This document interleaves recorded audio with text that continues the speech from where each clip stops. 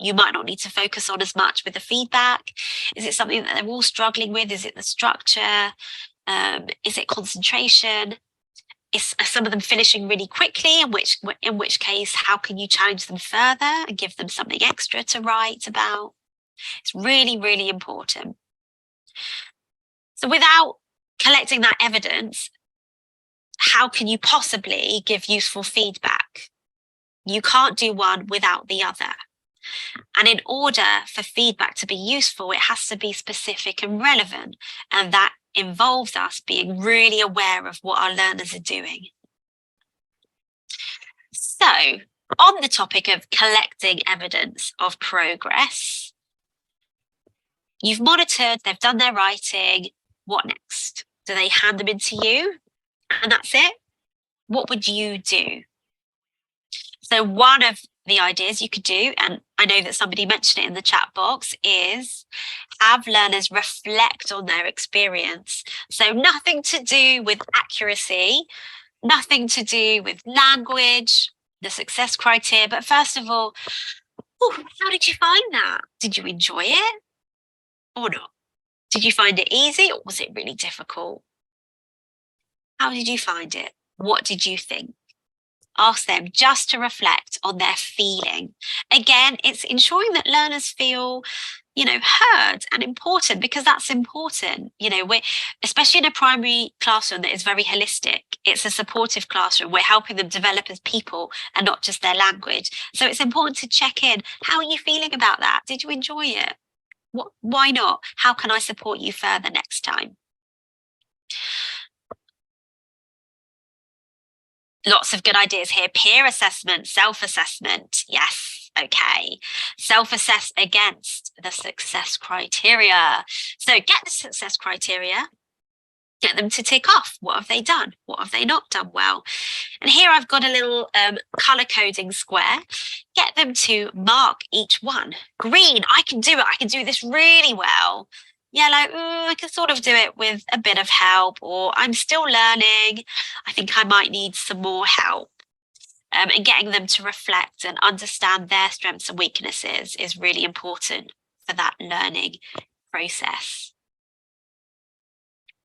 So now onto the really, really crucial part, which is feedback. So we talked again at the beginning about the importance of visible progress. Progress can only be visible if feedback is given, and it is essential. And it does matter what sort of feedback. If you think about it, if somebody just says, okay, good, okay, bad, well, you did all right, you could do better next time. What does that tell you? Is it helpful? Will that help you get better next time? Do you know what you need to do to improve? Probably not. So it's really important that when you're giving feedback, you're thinking about what that feedback is doing. Is it constructive? Is it helpful? Is it going to help them make a plan of action? Is it something you can go to the parents and say exactly what it is? So, first of all, I want you to think, how and when might you give feedback? How and when might you give feedback? Positive feedback, yes, that is so important as well, isn't it? Because it's not just about looking at what you haven't done well and where you need to improve. It's looking at what you're really good at and what you're already good at and you're doing well and that you could keep doing more of. Feedback with notes, okay. Explicit. And I think explicit and constructive, yes, they're the key words, aren't they? Anytime you would give feedback. It could be positive, a compliment and a challenge. Oh, I like that. Sandwich feedback. So giving something positive with something negative and then something positive again. Yeah, the only thing with that is you need to make sure that it's the positive feedback is actually useful as well, and it's not just there so that you don't upset them. Every bit of feedback has to have a reason. Constructive and developmental. Good. So one of the things that you've all mentioned is peer feedback, which I think is so important. Sometimes it can be easier for learners to check somebody else's work than their own because if you've just written something, you won't necessarily notice where you need to improve, and it can be easier to apply success criteria to somebody else's. And actually, by doing that, you then internalize those rules, and it makes it easier for you to assess your own work later on. And what are some ways you could do this in the primary classroom? So think about your learners and the age of them. You know, are they going to look at their partner's work and read it and give comments? Or what might be a nice way to, and a positive way to give peer feedback? What are your ideas? Publish their work. Oh, oral. Okay, so learners could read it and tell their partner. That's a nice idea. Yeah, because we don't want to give them extra work. We don't want to give them extra writing. You could ask them to highlight strength. Glow and grow activity. I've seen somebody write. Amazing. Yes, I've got that later. Appreciate the effort first. Yeah, and I think you do need to give some guidance, don't you? Because some learners might take it really seriously and just say, you didn't do this, you didn't do that, you need to do this better. And it's important that we're kind and compassionate with our classmates as well. And one thing I used to really like doing is with writing specifically, you can stick their work around the room, give them a bit of blue tack, and learners walk around and read each other's. And if you have stickers, you could say, okay, you can put a red sticker on the 4 pieces of writing that you found the most enjoyable to read, that you liked the most, or that you found the funniest. So you're giving them a personal way to respond that isn't about the content. And then you could give them some things focused on the success criteria. So draw a little triangle in the corner if they've done a really good job of including adjectives. Do a little circle if you think, oh, they've done a really good job of using the present tense. So you're making it specific, but you're making it interactive and relaxed and positive.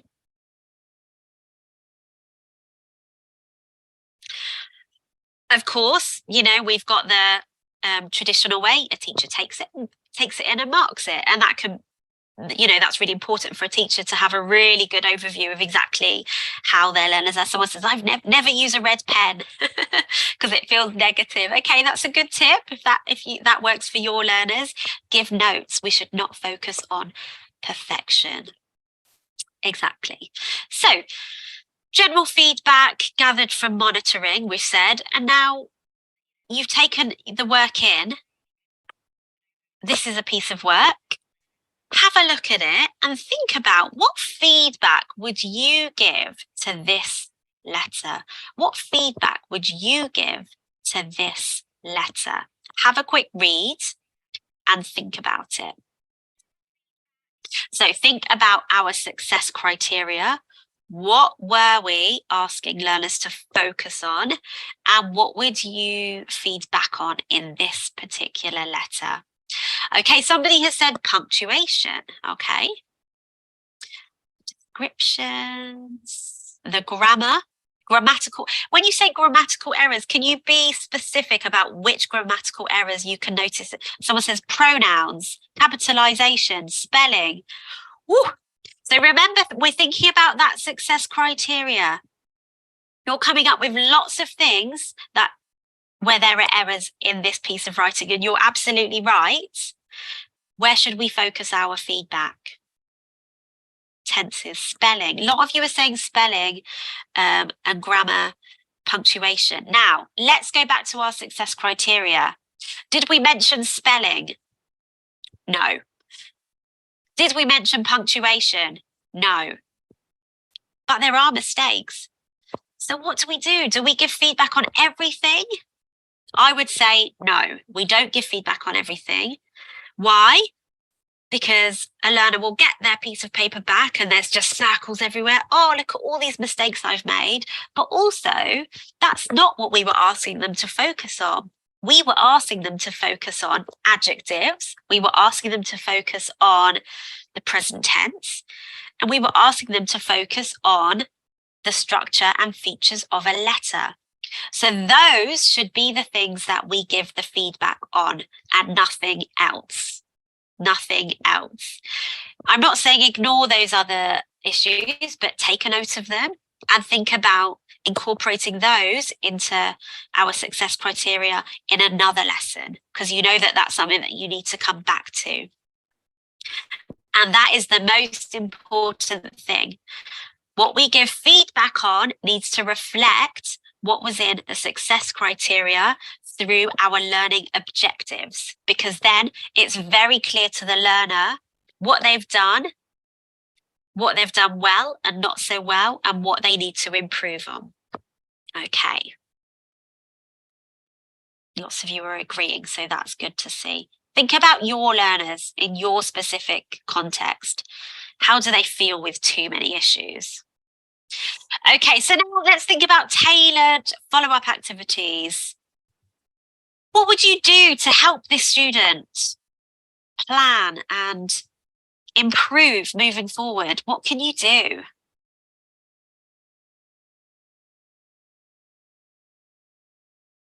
You would monitor and help challenge the pupils, yeah.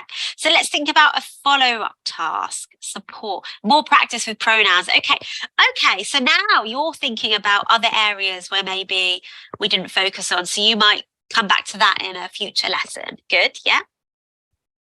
Okay, editing, you might work together to edit a few specific examples from the class. That's a really nice idea.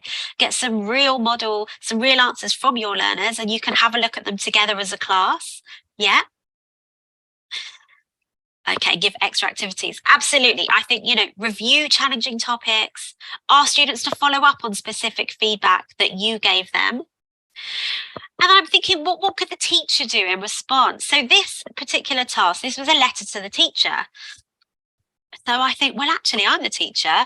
So a really nice sort of activity might be me writing a letter back. So all the learners have, for this particular task, they have nominated a classmate. So maybe I would respond and announce the winner. So it's keeping that communication going. It's authentic, it's engaging and motivating for learners to get a letter back. And it's further practice of the language that we've been developing. So I might use the language that we've covered in our class and ask them to look at my answer and look at my use of the present tense and adjectives and so forth. So it's all about keeping that learning going, okay? So it's not just about you do this in one lesson and it's finished. You do this in one lesson and you look at what you can do to follow up, what you can do to revisit those areas where they might need to improve. Now, one of you mentioned the glow and grow model, and I have an example here, again, from a colleague. This is a photo of an actual piece of work from her classroom in Thailand. So they've got a glow box of what was really good in their piece of work, and then a grow box, what they can improve on and do better next time. So that's a really nice activity that you can do with your learners, and that could become part of your routine that you do every lesson. So we're coming to the end now of the session, and I would just like to finish with a summary and some key takeaways. So the most important thing for you to remember is the 4 pillars of ILA are there to support you in your planning. They're there to support your learners, to help them understand where they need to go, how they need to get there, and then help them reflect and review what they've done and how they can improve. And they're really useful for your planning. They're very linked, okay? They're all joined up. You can't really have one without the other. And it's really, really important to make sure that learning is visible for the learner, for the parent, and for the teacher, to help you plan and make sure that you're really personalizing what you're doing with your learners.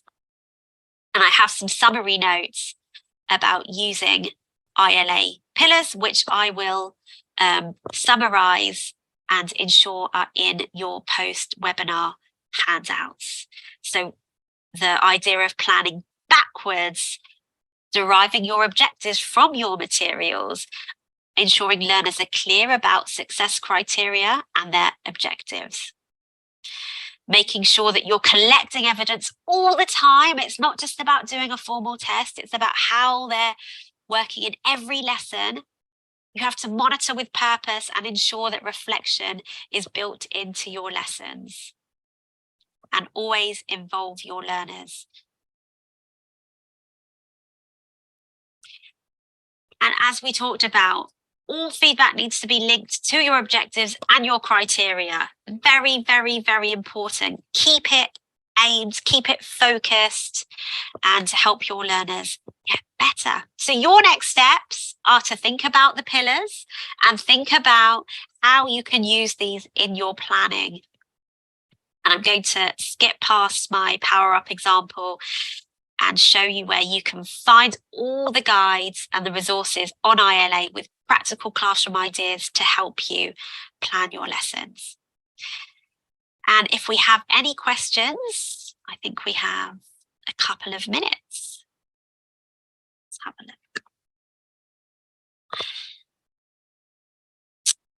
Who determines the success criteria, the teacher or the students? That's a great question. I would say it could be a joint plan. So obviously by looking at the target and the learning objective of what learners are trying to achieve in that classroom, elicit with your learners what will ensure that they can get to that learning objective successfully. What do they need to be able to do well to complete their tasks with the success? And I think it's good to have class objectives, success criteria that you negotiate with your class, maybe 2 or 3, and then a learner could add their own one as well. So I'd say it's a joint effort.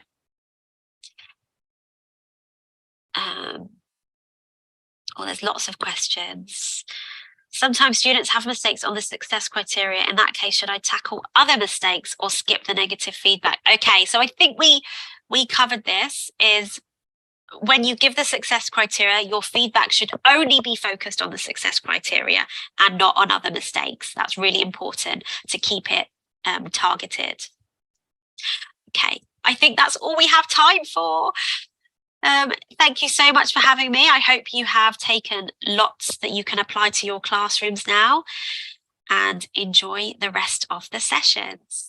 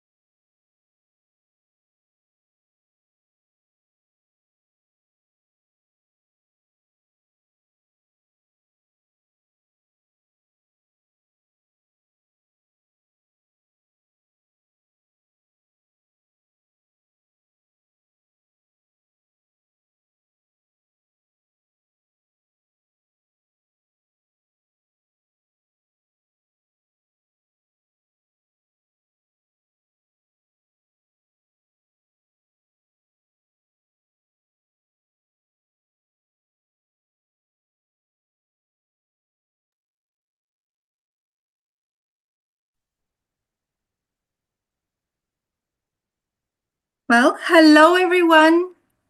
Welcome to this session. I hope you can hear me well. Good morning, good afternoon, good evening. Thank you very much for joining us. It's so nice to see so many people from different parts of the world.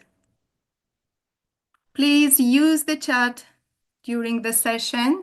I hope this session is going to be as interactive as possible. Okay. Let's move my slide. Maria, we can't see you in the camera. You can't. And I can't move my slides for some reason. Let me stop sharing and try again.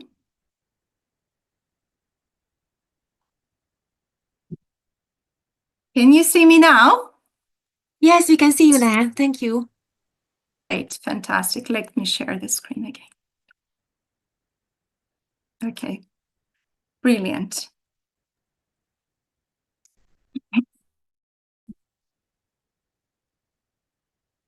Okay. Yes, we can see it. Thank you. Great, thank you. Okay, this session is all about feedback and the feedback that learners receive in the process of learning from the teacher, from their peers, and from themselves, what we call self-feedback. And I hope that by the end of the session, you will get practical ideas, very practical ideas. A few words about me. I am a teacher, like most of you, I guess. I started teaching in 2010 in Greece. I have been working with students of various age groups, levels, and backgrounds in private institutions mostly. I am also a Cambridge oral examiner, and for almost 2 years now, I've been working with Cambridge on freelance basis, delivering training sessions, workshops, and webinars like this. Okay, so what's on our agenda for today? Today, we're going to be looking at feedback, but in particular, we're going to be looking at the principles of effective feedback. We're going to look at peer feedback and self-assessment procedures. And I'm going to be sharing with you some examples drawn from Think Second Edition and Own It, which are both secondary level courses for teenagers. And finally, I'm going to share with you an example of how I personally try to implement the principles of effective feedback within the integrated learning and assessment approach. And hopefully there'll be some time for Q&A. So, what is feedback? Feedback is a vast area, okay? And it can be approached from different perspectives, from different angles. Before we explore this a little bit further, I would like your thoughts on that. What kind of ideas spring to mind when you think of feedback? Can you please type your ideas in the chat? Okay, correction, response, reaction, specific, good, guidance, encouragement. Thank you very much. Everything you say is absolutely relevant. Now, if we want to define what feedback is, then we have a nice definition here. I really feel that this definition is great because it reminds us that feedback is not just about correcting students' mistakes. Research actually suggests that we teachers tend to offer mostly corrective feedback. But this definition highlights that feedback is about responding, as you said in the chat, to learners' performance. It's also about responding to their understanding of different concepts, of text maybe. And it is also about looking at and responding to their attitudes, to their effort, to the strategies they might use when they accomplish certain tasks. Feedback has also been described as one of the most powerful influences on learning. Hattie, in his book about visible learning, says that feedback is one of the top 10 influences on students' achievement. It has also been said that to teach is to give feedback. And I'm sure that you can all see that these two quotes reflect the expertise that goes into delivering feedback. But how can we do this? Is there a formula for successful feedback? Probably there isn't, because teaching contexts differ, obviously. So perhaps instead of trying to find a formula, it might be more useful to focus on core principles that will guide our decisions, right, related to feedback. So what are the principles of effective feedback? In math session, Antonia also mentioned some things about feedback. Let's see what you remember. So I'm going to describe an example of feedback in a reading lesson. And I would like you to tell me whether this example is effective or not, and perhaps you could say why. So let me describe the situation. Imagine a teacher is about to teach a reading lesson. This is an example from Own It. I don't expect you to read the text now, but here are the activities that accompany the text, and I hope you can see them. Have a look, please, and type in the chat, what do you think the learning objectives could be? We've talked about learning objectives today. So by the end of the lesson, students will be able to do what? Okay, some people are saying reading for detail, comprehension of the text, scan, scheme, critical thinking, overall idea, I guess, understanding the overall idea. Very good. Scheme, scan, comprehension, analysis. It is moving so fast. Okay, so I want you to keep those learning objectives in mind. Now, let's suppose that the students have read the text, okay, and they have answered those true-false questions in exercise 3.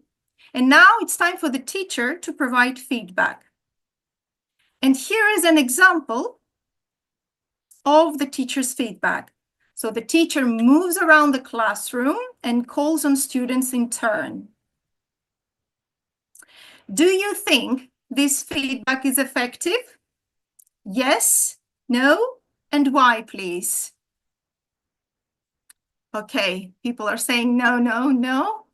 Most of you, some people are saying yes. Interesting. No, no, no. Okay, can you please say why?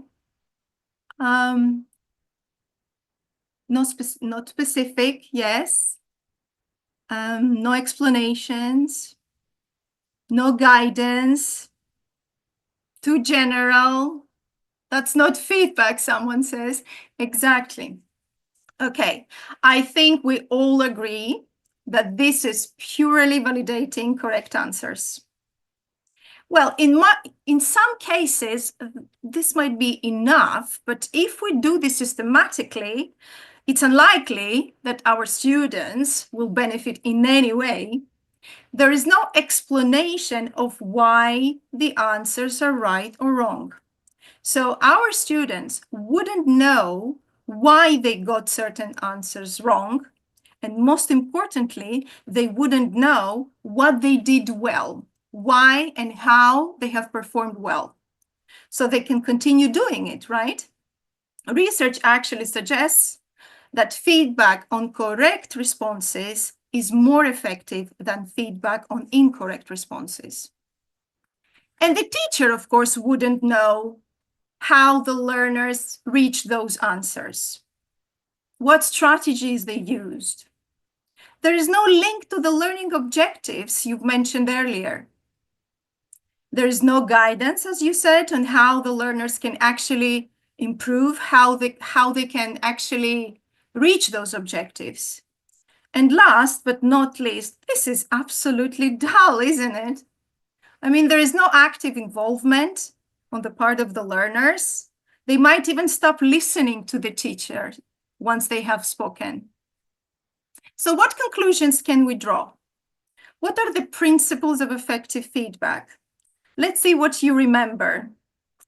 So the first one is effective feedback entails the, let me see. Okay, people are saying precise, clear, specific, constructive, detailed. Thank you very much.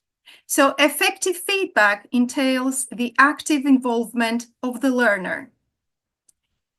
It should incorporate evidence of progress.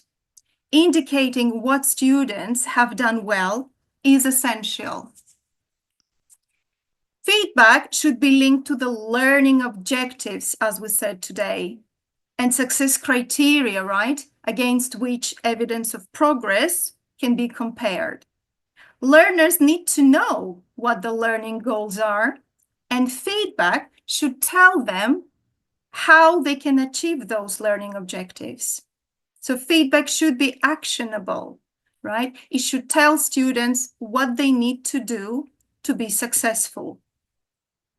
And the last point here has to do with time.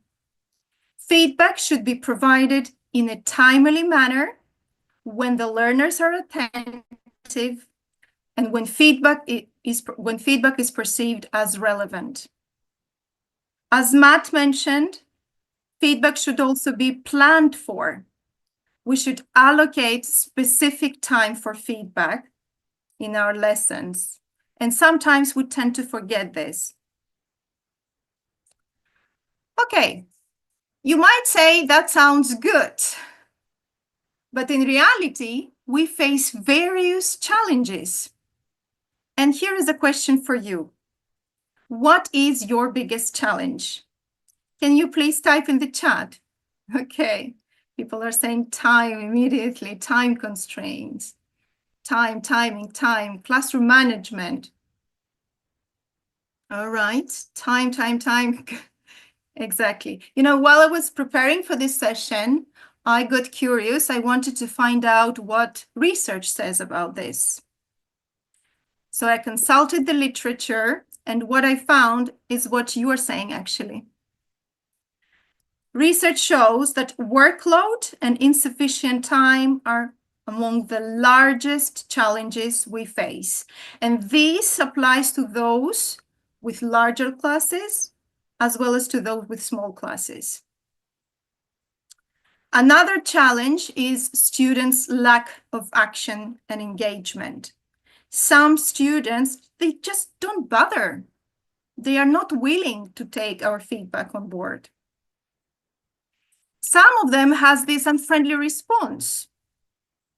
They think that, you know, we're criticizing them in some way. And of course, all these points affect the way we feel about this. These points affect our own mindsets. We might feel demotivated, frustrated, and unfortunately, these could result in less feedback being provided, or we might end up, which is the worst thing to happen, we might end up offering feedback of low quality. And of course, we don't want this. So we've looked at the principles of effective feedback and the challenges we face. Now, is there a way to address those challenges? Well, perhaps one way to do this is to engage our students in peer feedback and self-assessment procedures. And this is not to say that peer feedback and self-assessment will work in any teaching situation, but at least we need to know, to acknowledge what the benefits are. So, what are the benefits for teachers and learners? Peer feedback and self-assessment procedures can reduce a teacher's workload because some responsibility shifts to the learners. These procedures can also help the teachers to identify progress, offer better support, and provide actionable feedback. They encourage students' engagement and active participation. They promote self-awareness and independent learning. Students become more responsible. These procedures give them ownership and a sense of agency. Finally, such procedures provide opportunities for students to develop various skills: their listening skills, their speaking skills, their communication skills, their critical thinking skills, and all these skills are really important in real life. Now, of course, to make these procedures work, we need to do certain things. What can we do to facilitate peer feedback and self-assessment? And here I would like you to participate again. Number one, what do you think the first word in Marlon, what do you think the word in number one is? Okay. People are saying errors. Yes, exactly. We need to create a friendly and safe environment by fostering a positive attitude to errors. We need to create an environment where they see errors as learning opportunities. Number two, okay, we need to explain the reasons for doing peer feedback or self-assessment activities. Exactly. Some students might feel reluctant to offer peer feedback. They might not see the value of doing it. They might believe that this is the teacher's job. So we need to explain the rationale behind this. What about number three? Okay, training and support. Provide students with training and support. Exactly. We need to provide guidance and scaffolding. And number four, provide opportunities to, okay, react, reflect, revisit, act. Very good. We need to provide opportunities to reflect and act upon the feedback received. So it's not just about getting them to do peer feedback, right? It's also about giving them the chance to actually apply the suggestions they might have received during the peer feedback session. It's about giving them the chance to revisit, as you said, tasks, to repeat tasks, to redo things maybe. This is really important. Now, when it comes to training students to give peer feedback, of course, we can provide a model ourselves. We can provide a model of how peer feedback should proceed. But if you use Cambridge course books, you will find a lot of support there. Just to give you a couple of examples. Here is a page from Own It, which has these learn to learn pages that promote students' autonomy. And this particular page focuses on giving your partner useful feedback. And there are activities that draw students' attention to things they need to bear in mind when offering feedback. Activities that provide students with examples of useful language they can use when offering feedback. Here is one more page from Think. There are these life competencies pages, and here we've got tips for being tactful when giving negative feedback, tips for avoiding being too tactful maybe, making sure that the message isn't lost in too much tact. That's very important as well.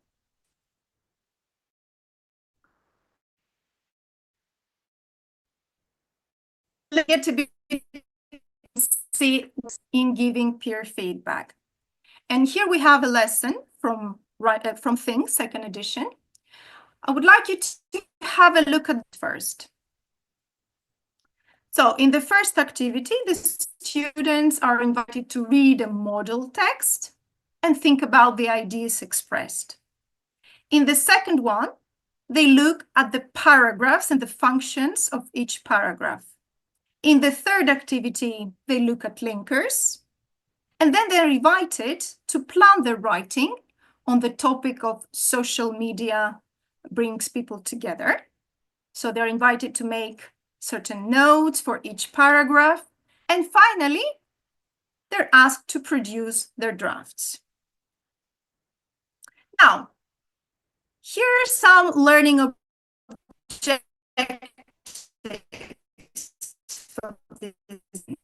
to this particular lesson.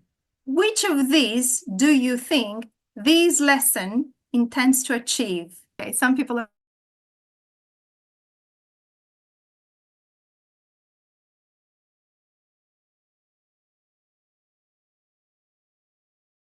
could be the answer. See, all. A lot of people are saying all. Now, imagine that the students have written their drafts and now you want to put them in pairs to do peer feedback. How would you support your students in giving peer feedback? Can you type your answers in the chat? How would you support your students? Okay, tell them what to look. Okay, look for success criteria, checklist, modeling, checklist. Give a model first. Yes, they've read a model. Rubrics. Okay. Rubrics. Thank you very much. Yes, I think we need to establish a clear focus. It is essential. Offering feedback and handling feedback might feel overwhelming. Students might not know where to start, so giving them a focus is helpful. And as suggested in the teacher's book here, content and structure are two possible areas to focus on. Content is actually a good starting point, right? Because at the end of the day, writing is all about communication. So it would make sense to have them offer feedback, focusing on the ideas presented in their peers' drafts. And of course, you can support them by providing guiding questions and feedback grids to help them in their thinking. So what is the most interesting part of the essay? What is the idea or the part of the essay you agree or disagree with? And of course, considering the principles of actionable feedback we've mentioned earlier, it would be useful to have a specific section for suggestions where students can offer specific advice on how their classmates can improve. Now, as we said earlier, effective feedback is linked to the learning objectives of a lesson. So sharing those objectives with the students is important, and it can help them in a peer feedback session. So here we've got the learning objectives we've looked at earlier. So you can help your students to turn those objectives into success criteria, as you mentioned in the chat. With your support, they can turn them into success criteria. So they can look at the model, for example, and say, okay, what makes this model, what makes this text successful? And of course, they might need your help with phrasing the success criteria, and you can come up with a grid like this, maybe, where students would put ticks to certain parts. And of course, they can also offer their suggestions. And maybe a simpler way to do this is to use a checklist, as you said in the chat. And those can be found in many Cambridge course books. And of course, as students become more confident, they can come up with their own checklists. Now, let's suppose that you've put your students in pairs to do peer feedback orally. But how do you know that they are actually doing it? How do you know that they are actually listening to each other? And here is a nice way to make sure that they are actively working. When conducting peer feedback, give each student a piece of paper and ask them to divide it in 4 sections, labeling them in this way. So this is basically a grid where students can keep a record of what has been discussed. So for example, in the likes part, they will write down any positive things. In the questions, they might write, some questions that their partner maybe has asked, or they might write questions that they have for the teacher after the peer feedback session. They might need some clarification. So this is a nice way to keep them engaged and stay focused. Now, when it comes to self-assessment, I'm sure we all understand what self-assessment is. But here is a nice definition which nicely links back to the concept we've discussed earlier. So self-assessment is about reflecting on our work, is about judging, evaluating our work against certain criteria, but it is also about looking at how we can improve our work. It's about revising our work. And one way to do self-assessment is these can-do statements, which I'm sure many of you are familiar with. And this is an example from Own It. It has this review page where students, once they have completed a unit, they do certain revision activities, and then they evaluate their performance using this grid. But as we said earlier, thinking about what to do next to improve is important. So getting our students to set goals for themselves is essential. And this can be easily done by encouraging them to complete these sentence stamps to help them in their thinking and to help them plan their next steps. So for example, I'm not confident about using past continuous, so maybe my next step will be to revise the relevant page in the grammar book. And here are some more examples of activities that encourage students to plan their learning. Activities that help them create action plans with specific steps to achieve their goals. What do I want to do? How much time do I have? How do I achieve it? How do I know that I've achieved my goal? So these are important things for them to think. And here is another activity which you can use irrespective of the course book you use. It's called Fridge, Suitcase, and Bin. And you can find this activity in the activity cards that Cambbridge has created. You can find them online, and we will be sharing links with you later. So this can be used at the end of a lesson or maybe at the end of a unit, where students reflect on the learning and they plan their next steps by taking notes on things they want to maybe avoid in the bins column, as you can see. What do you think the other images represent? Any ideas? What is the fridge or the suitcase? Store, suitcase, skip. Okay, traveling, fridge, store, take away. Okay, yes, so the fridge represents something they want to keep to use again at a later date, as you were saying. And the suitcase is all about something they want to carry with them and use again soon or frequently. This might be a grammatical structure maybe, or a vocabulary item maybe. Another activity, which I love, is this one. It is called Mistakes Ladder. And basically the students reflect on their biggest mistakes here. And this particular ladder, as you can see, has 9 rungs.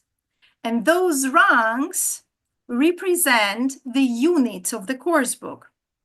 So basically at the end of the unit, students reflect on their learning and think about how they can improve. What I love about this idea is that it cultivates this mistake-friendly culture. Mistakes are seen as steps on the ladder that will eventually lead them to success. And again, you can find this activity in the activity cards that Cambridge has created. Now, we've looked at the principles of effective feedback. We've looked at peer feedback and self-assessment procedures. Now, how do all these ideas fit together, fit into the integrated learning and assessment approach? As you may have heard in the previous sessions today, this is an approach that combines teaching, learning, and assessment to improve outcomes for learners. And at the heart of this approach lie 2 important processes: evidence of progress and actionable feedback.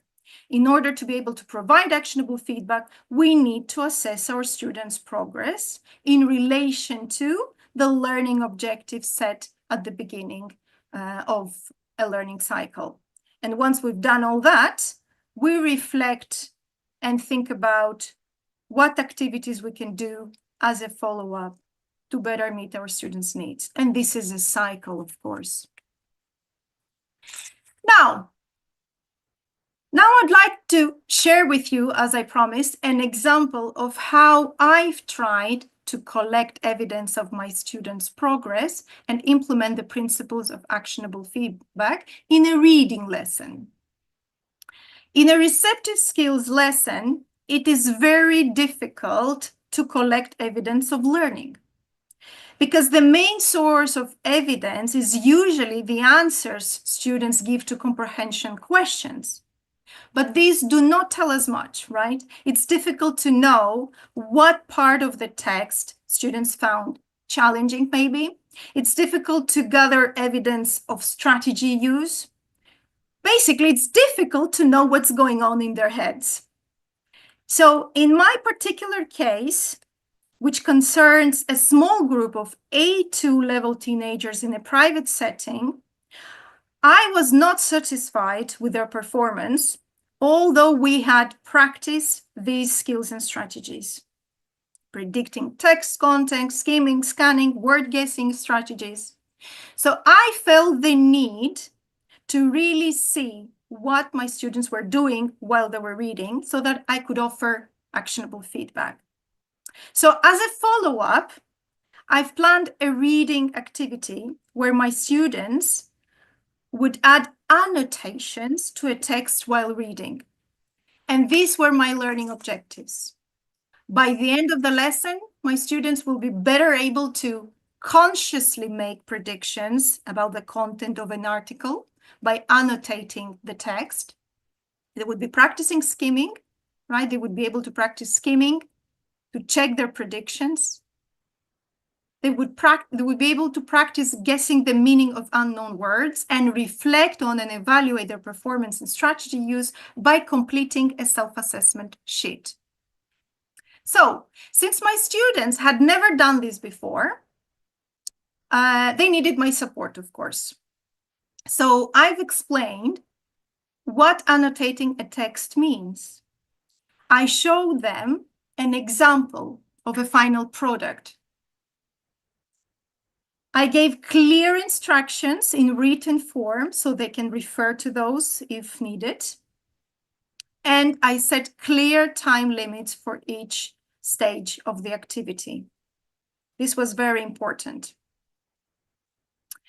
While they were doing the activity, I would monitor discreetly to make sure that they were actually doing what I asked them to do, of course, but I could also collect evidence of progress. And these are two examples of what my students came up with. Okay, sorry.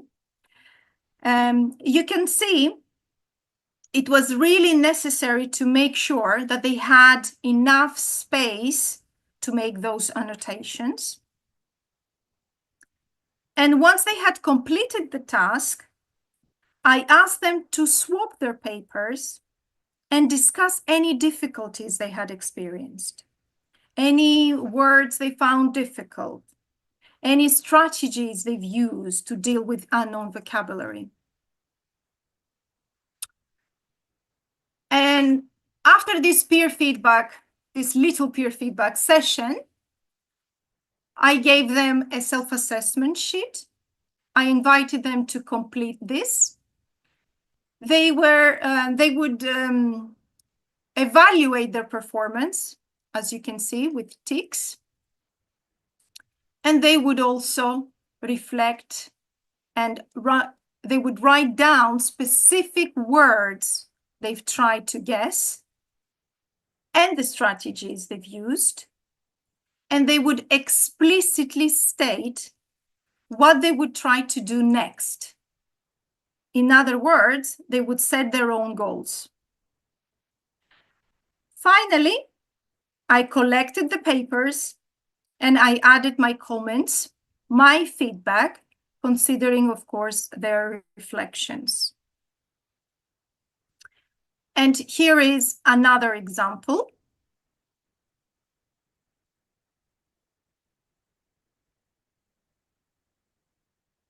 Some people are saying you must invest so much time in your work. Yes, but it is worth it, really. Okay. So this process allowed me to really see whether my students were using certain strategies, and then I could offer specific advice on what to do next to improve. So one final question for you. What principles of effective feedback could you identify in this example?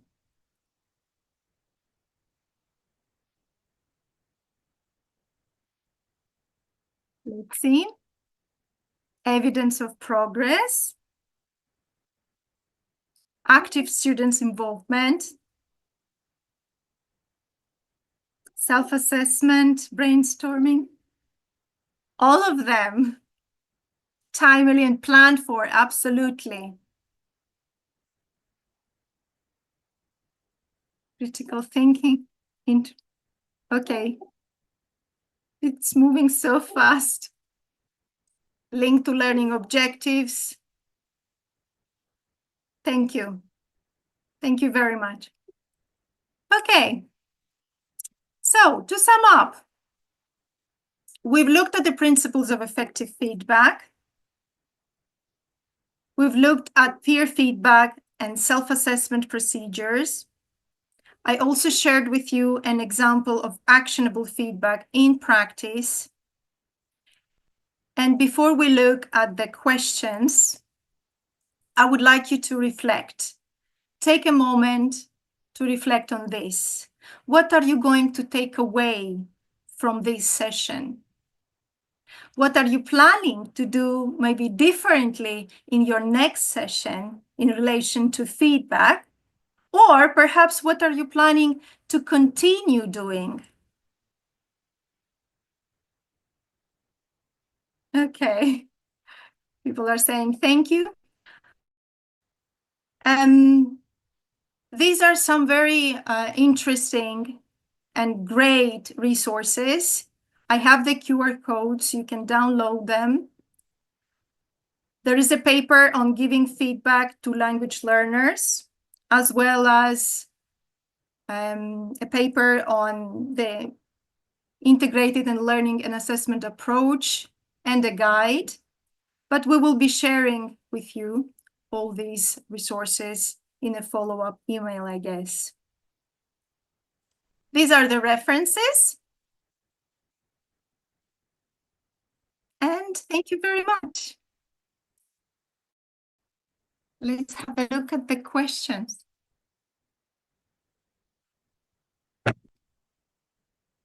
Okay. Okay, can I see the Q&A? Oh, here we are.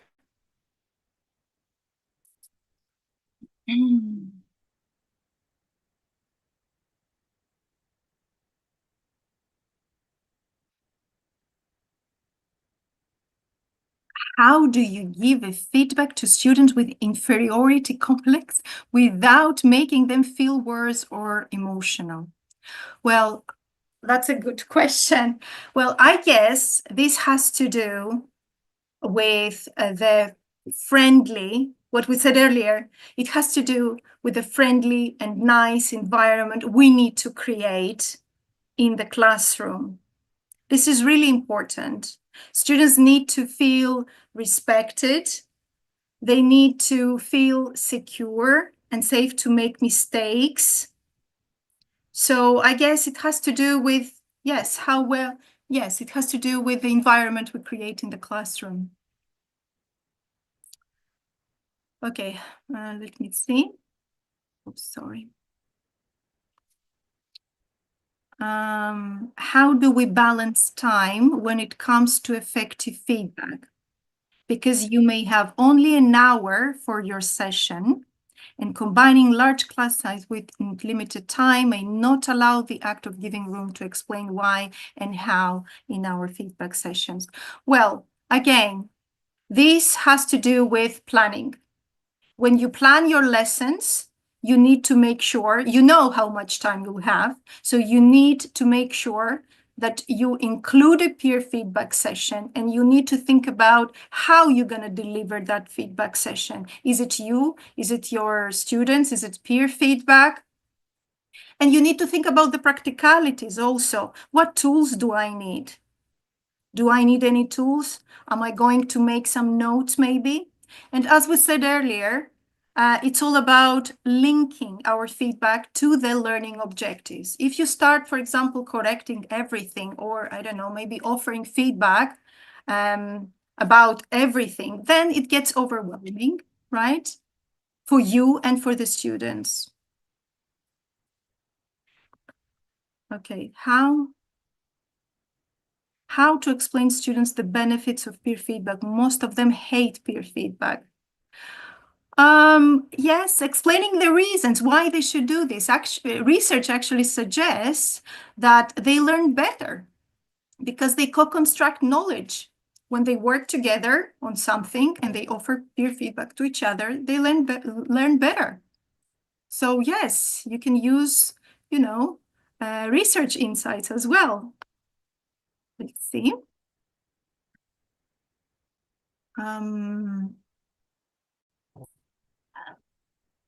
How do you handle, okay, sorry.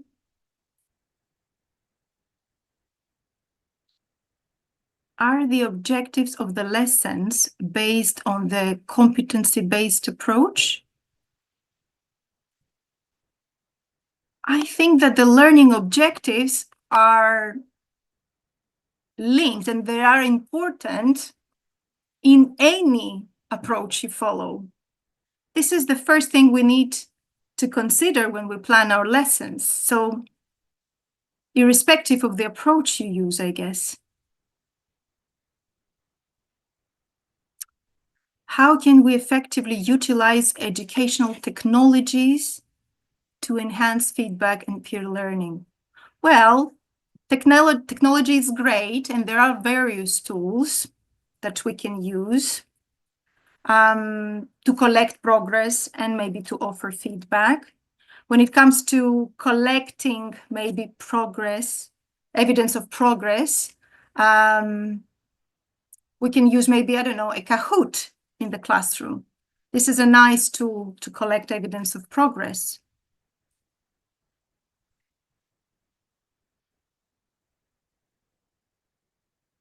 Shall we deliberately decide on the pairs? Should they be same ability? Well, it depends. I personally do it differently depending on the lesson. So sometimes it's a good idea to put students of the same ability together, but other times you might want to put a weaker student, let's say, with a stronger one, so that the stronger one can support. But it really depends on your students, I guess, because at the end of the day, it's all about them. And we need to be very, very careful and very sensitive. We need to bear in mind the dynamics of the classroom, their personalities, how well they get on with each other. This is really important as well. So sometimes I put them in pairs. Other times, depends on the dynamics of the classroom. I think I'm afraid that's all the time we have for today. Thank you very much, everyone, for your participation, and happy International Women's Day to the ladies in this room, in this session, but to the ladies outside. Thank you.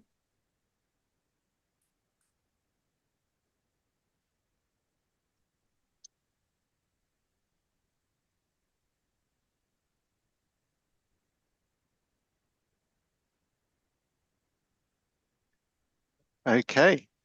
Well, thank you. Thank you, Maria. Is it okay for me to take over now? Yes, thank you. Excellent. So, hello, everyone. I hope you've enjoyed the Cambridge Day so far. I know you've had some excellent presentations from our speakers. So, just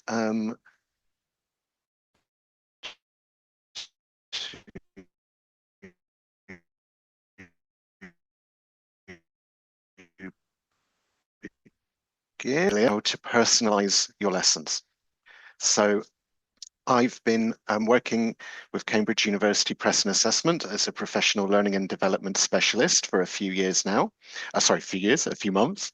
But I've actually worked in TEFL for around 15 years now, mainly in Central Europe, but also in the Middle East and North Africa. I've worked primarily as a teacher, but I've also worked as a CELTA trainer, if any of you know the CELTA course, and I'm currently working on an MA in professional development in language education. So in our session today, I'd like us to look at what personalized learning is, how it can benefit our learners, how we can employ this approach in the classroom. And I hope that after the session, you'll want to try out some of these techniques that we'll look at in your own teaching context. So I think I'd just like to know a little bit about you as teachers and the context that you're teaching in. So could you please just write in the chat if you think this applies to you? Would you say that your classes include a range of levels and abilities? I was seeing lots of yeses. I suspected that might be the case. Maybe something else. To what extent would you agree with this? That sometimes some learners finish faster than others. Yeah, I'm seeing lots of agreement with this statement. And I think that this is something which we often have to deal with in the classroom as educators. What about this one? I feel like I know my learners' interests very well.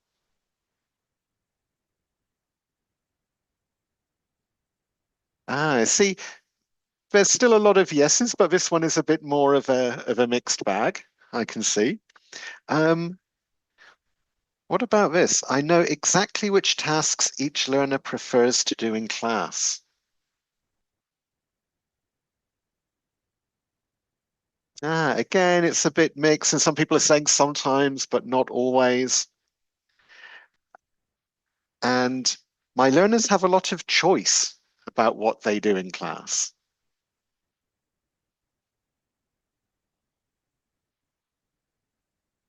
Again, a bit of a mixed bag. Well, I'm hoping that after today's session, a lot more of you will answer yes to this.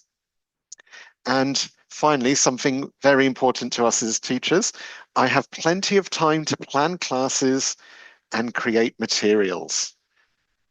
And I'm seeing lots of no's. Well,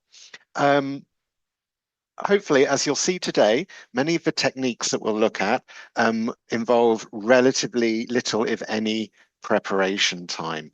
So hopefully that should help those of you who are pressed for time in terms of planning.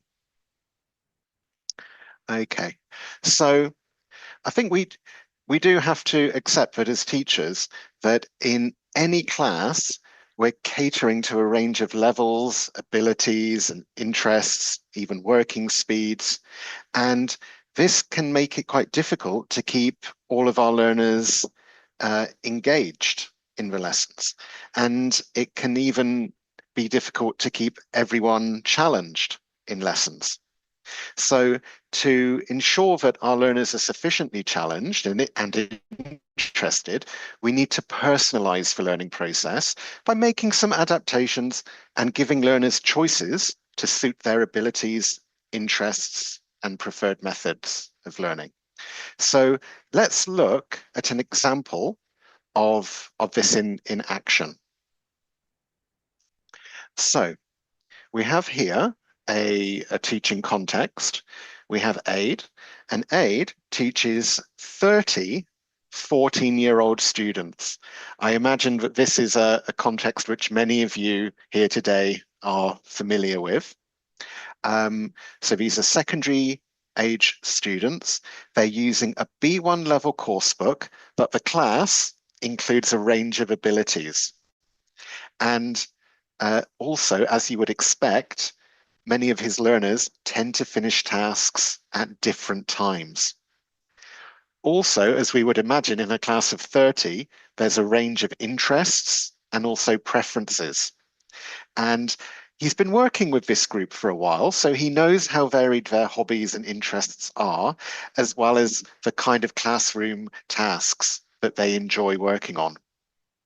So I'm going to talk you through part of Aid's lesson. And as I do, I'd like you to think about the activities he uses and how he uses them to allow opportunities for personalized learning. Okay, so we have here an activity. So in class, Aid wants the learners to review collocations to do with travel and holidays. And first, the learners match the phrases to the pictures. As some learners finish the tasks, he asks them to add more phrases to the list. So that's one thing he does. And then in groups afterwards, he asks the learners to sort the phrases into 3 categories. And he asks them to justify their reasons for doing so. So this could be in terms of meaning, form, pronunciation, or whatever the learners think of. It's their choice. This also gives Aid an opportunity to clarify any issues with understanding as he's monitoring the learners as they're working, and he can ask them to explain their choices. And then after the groups finish, he regroups the learners and he asks them to explain their reasons for the categorizations to each other.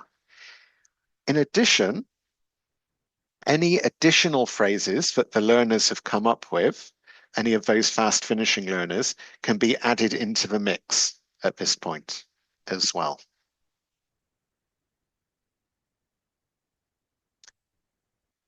So after that initial discussion, he gives his learners some options So some learners need to write a sentence comparing two of the phrases.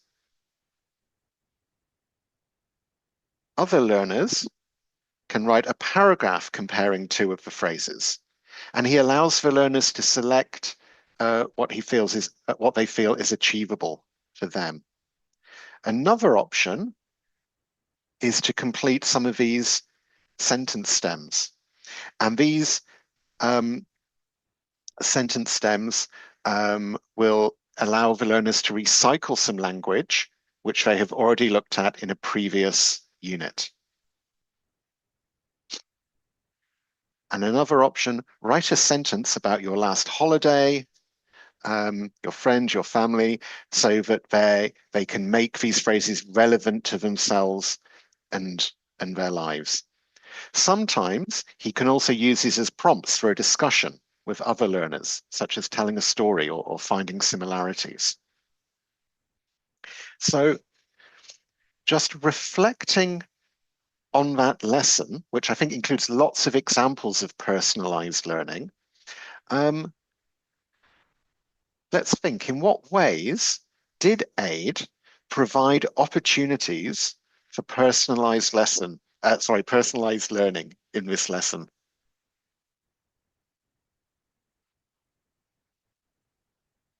Good, I can see, yeah, plenty of choice.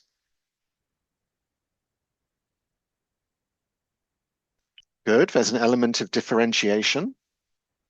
The options, very good. Scaffolding. Yes, so there was individual work, but also group work. So there was a mixture of interaction patterns. I like the idea of stretching, and we'll come back to that later in the presentation. Giving the weak learners more support, of variety, that's very important. Okay, I'm seeing lots of ideas here. I've got some ideas too. So first of all, I thought generally that lesson was a lot more inclusive, wasn't it? There wasn't a one-size-fits-all approach. So as a lot of you have mentioned, there's a variety of learners have options, they have choice. And by giving all those options, we're making our lesson much more inclusive, which allows for personalization. There was also a bit of a spectrum of in terms of the options that the learners had. So we had writing true sentences using particular structures. We had writing paragraphs. And so this is something which, again, allows personalization. Students can decide where to place themselves along that spectrum of activities. Now, in some situations, this approach might not be realistic, especially, for example, in some more academic situations. However, what we can also do is just provide different routes to the same objective. So providing learners with different levels of challenge or different task types, and although they're different tasks, they all sort of have the same objective in mind.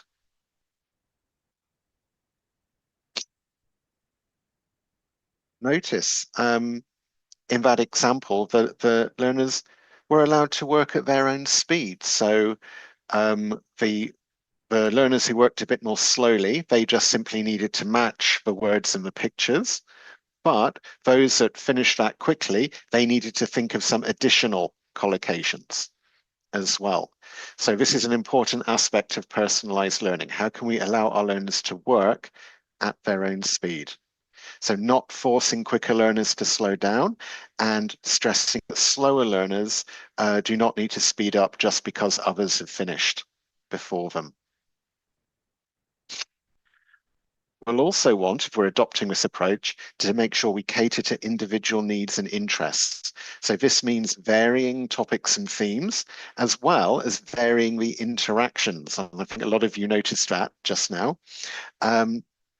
Obviously, it's impossible to cater for everyone at all times, but over the course of a lesson or a series of lessons, if we try to provide enough variety and choice, that can help keep everyone engaged.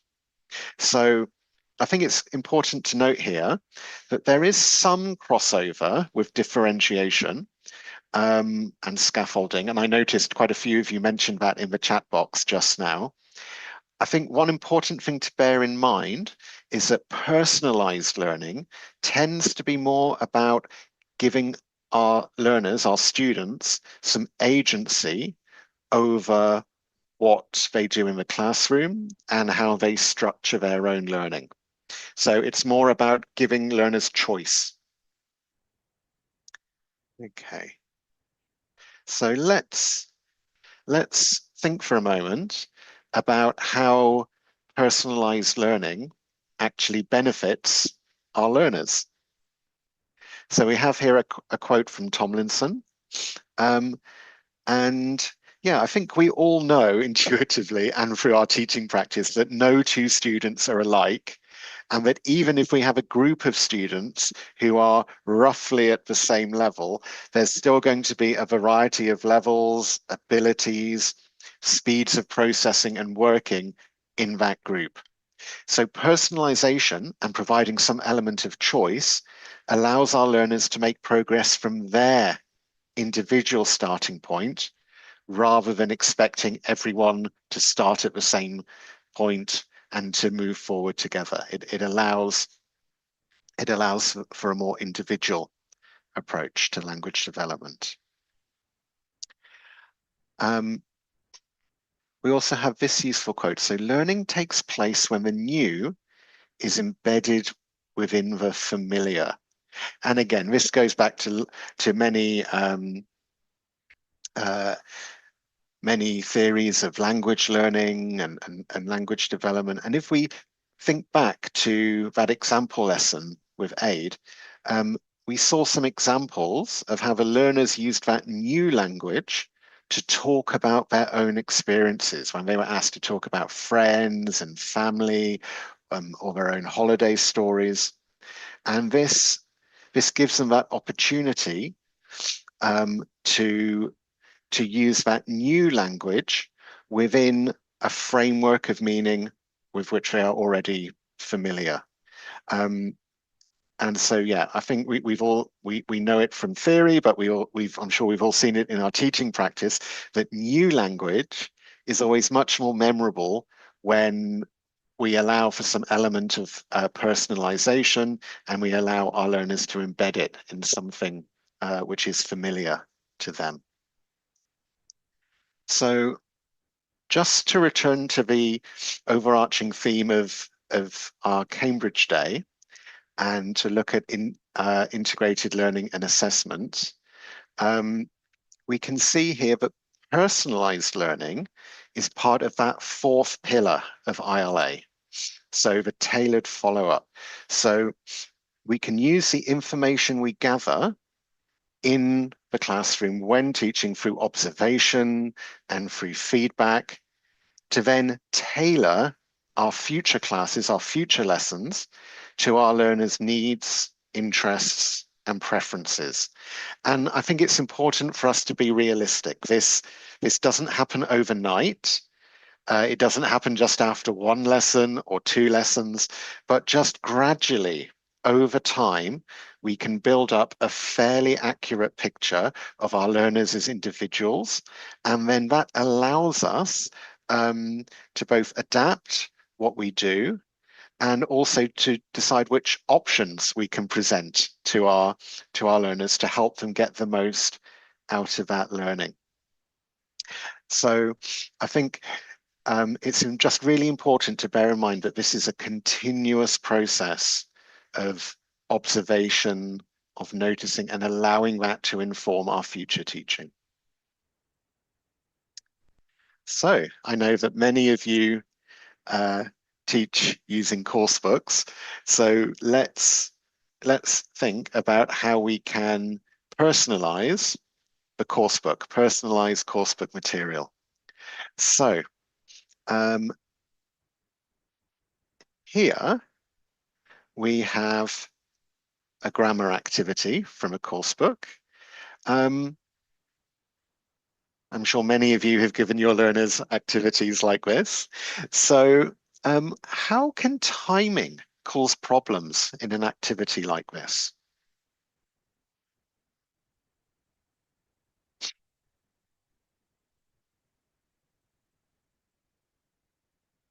Okay, I see. Yeah, so we have the problem that some learners might finish more quickly, some learners might take a long time. Exactly. And I'm sure this is something we've all faced when teaching. So some ways we could deal with this, so these kind of closed activities, is we could set a time limit. So the learners do what they can do within a given time. Alternatively, we could assign a minimum. So for example, do at least 3 of the questions. And that also allows the learners to decide which 3 they complete. But we still have that issue that, well, some learners might complete all of the answers and complete all of them correctly. And if that's the case, that doesn't tell us much about where they are, does it? So we need to find ways to extend these tasks and make them more open-ended, because by doing that, we're stretching our learners a bit, and that allows us to find out exactly where they are. So we have some other activities here. Does anyone have any ideas how we could extend or personalize these tasks?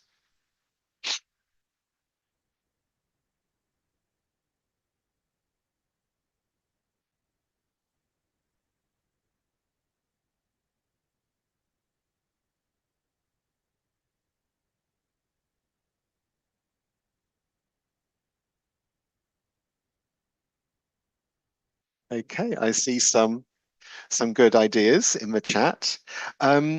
I've got some ideas as well. Let's quickly take a look at them. So with the grammar activities like this, perhaps we could add some more examples, completed or with gaps.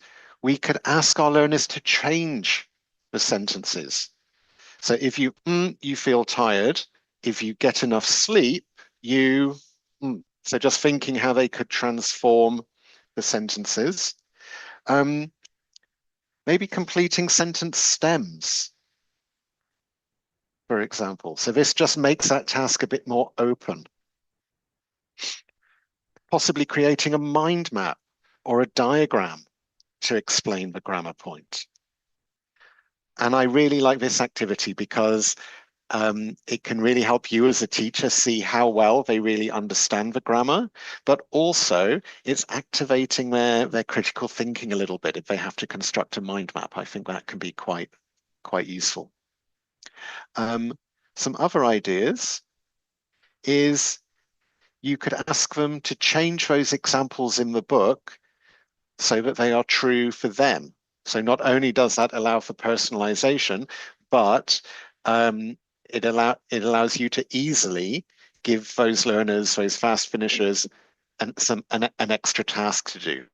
So going back to what I asked you right at the beginning of this session, this is something which you can easily do in reaction to what is happening in your lesson that doesn't require any additional planning or materials production. Maybe complete the stem again. So if you have those sentence stems, well, if a learner has completed it once, you could maybe ask them again, could you complete it in another way? Could you complete it so it's still true for you, but in a different context? How many ways could you complete this sentence stem, for example? Here's a nice one as well. Different question, same answer.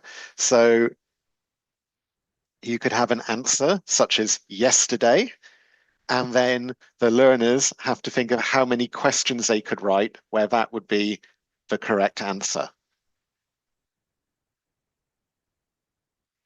how many ways. So, for example, how many ways can you compare an elephant with a cheetah? Or how many ways can you compare an elephant with things in this room, for example? So the activities you choose will obviously depend on the language point that you're teaching. It will depend on your learners.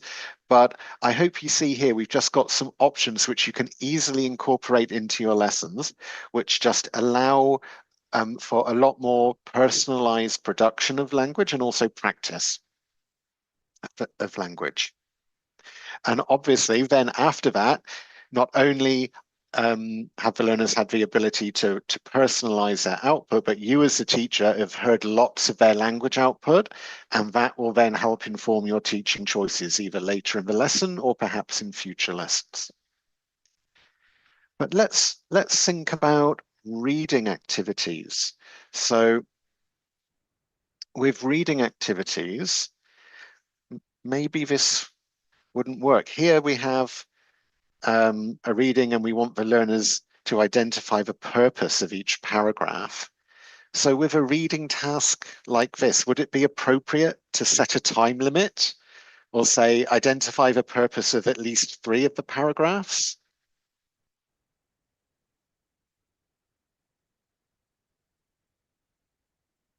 Good, I'm seeing quite a few no's. Because yeah, I mean, with this type of reading, we want the learners to have like a global understanding of the text, quite possibly. Setting a time limit really isn't going to help in terms of weaker readers. So a good alternative here is something like choice boards. So choice boards are one way that we can ensure that fast finishers can continue to exploit a text by giving them some extra tasks. And we do need to prepare these in advance with tasks that work with most text. But if you have one that's kind of fairly generic, then you can probably just pull that out and use it in your lesson. You won't need to spend too much time creating one specifically for your reading text for that lesson. With the choice boards, I think it's important that the learners are kind of familiar with the sorts of options that you've put on the board. Because if you do it this way, then you don't need to explain any of the activities of them. So I would strongly suggest that if you're going to start using this in your lessons, maybe start with 2 or 3 options based on activities which your learners are already familiar with. And then that way, over time, as you introduce your learners to new types of activities, you can begin to include these activities on the board as well. It will just help your lesson run that bit more smoothly when you come to implement this approach. Okay. So, just quickly, I'd like you to reflect on what you've seen so far in this presentation and consider an activity that you would like to try with your class, something that you found interesting already. Maybe consider a question that you still have and complete this sentence. Also, if you could draw just a quick picture like an emoji or something representing your feelings about the session so far.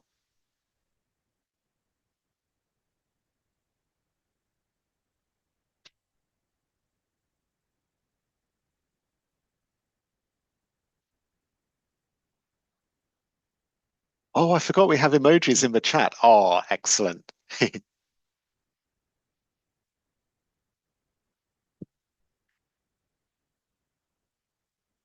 Okay, good. Now, I included this here because I want us to think. We did that activity just now. It was very brief, I know, but what what do you think the purpose of that activity was just now, with the emojis, with the sentence completion? Aha, good, reflection. So I think it's important for us to remember as educators that as well as personalizing the process of learning and the content, we also need to give our learners opportunities to respond to learning in individual ways. So this includes making sure there's time for reflection, for the learners to give feedback on how they feel about the lesson, maybe an opportunity to practice new concepts and language, so about sentence completion, for example.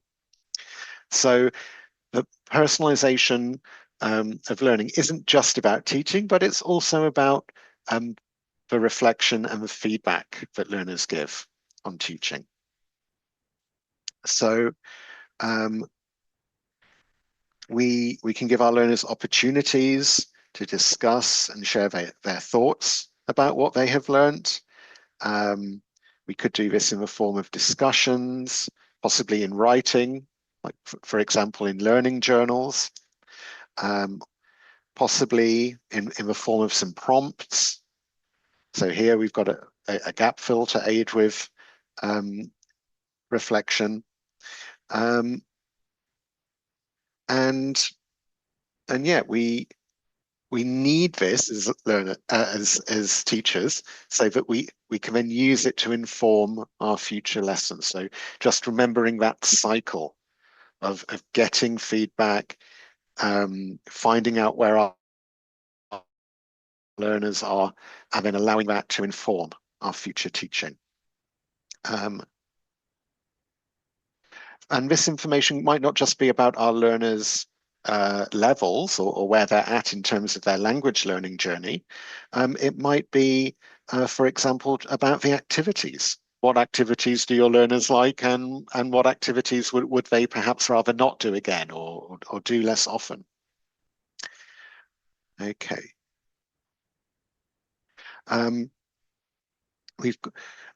You might also want to give some opportunities to use new language in personal ways. So we mentioned personalization earlier. So discussion questions, writing prompts, drawing, sentence stems, asking the learners like to draw a picture which summarizes the topic or the knowledge of the topic. So there's just many ideas here. I won't go through all of them in detail, but you will get the notes, the PDF of this presentation later. So you can come back and review these ideas. I think it's also useful to take a look at how this approach has been incorporated into some of our titles. So we have here some examples from Shining Lights, which is a new title, which is going to be released. I think it's already being released this year, and it will be rolled out in some other countries next year as well. And we can see here that Shining Lights includes some wrap-up sections at the end of units. And these wrap-up sections have lots of ideas for how learners can respond to their learning.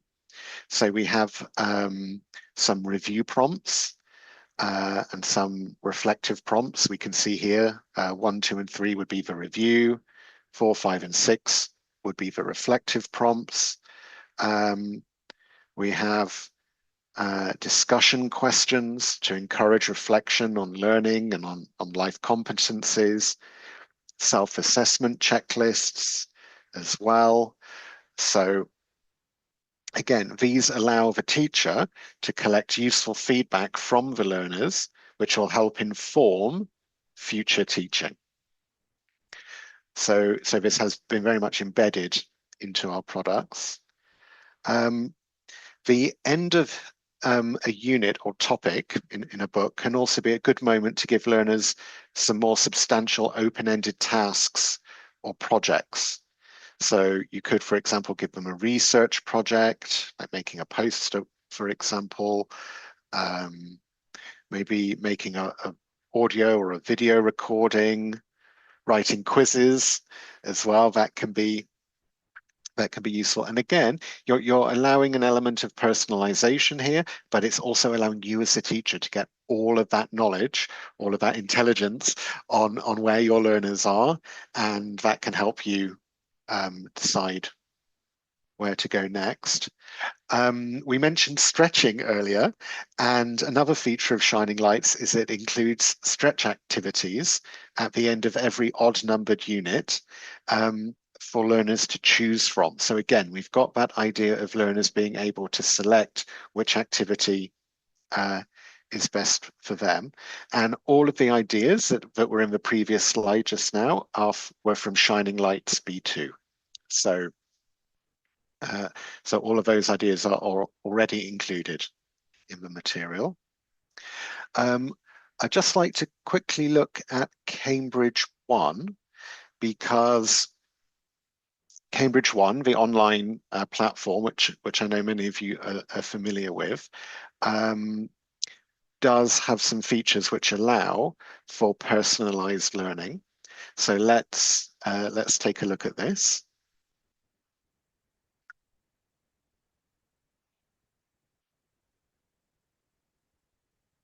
Personalised learning gives your students reading and listening practice tailored to each student's individual level of ability. It adapts to each student, adjusting the level of challenge as they complete reading and listening activities. So it helps students with different abilities in your class without creating any extra work for you. This is what your students will see when they do personalised learning activities. You'll notice the words recommended for you. Students get recommended activities based on their ability, so each student can get the right level of challenge to help them make progress, whatever their level is now. This student has already done 12 activities. As they do more activities, the technology adapts to them. As you can see, there's a wide range of interesting topics. Each activity is short, so it keeps students engaged and motivated. Students can do 1 or 2 activities if they have 5 minutes to spare, or they can do more when they have time to focus. Sorry.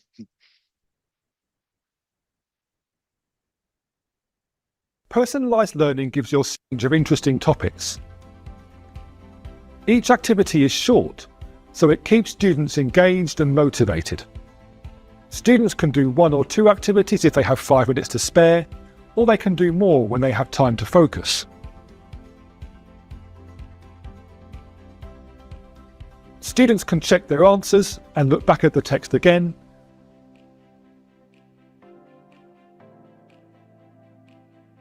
Before they go on to the next activity.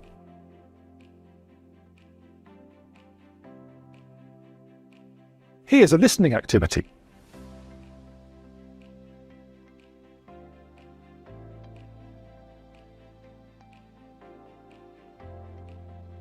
After completing a listening activity, students can listen to the audio again and see a transcript.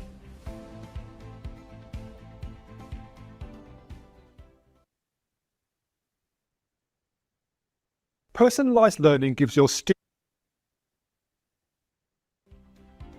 Another great benefit of personalised learning on Cambridge 1 is that you can see your students' abilities in reading and listening. We do this by showing an estimate of the student's CEFR level. The technology calculates this based on the student's answers and the difficulty of the activities that this student completed. As students do more activities, we can estimate their ability more precisely.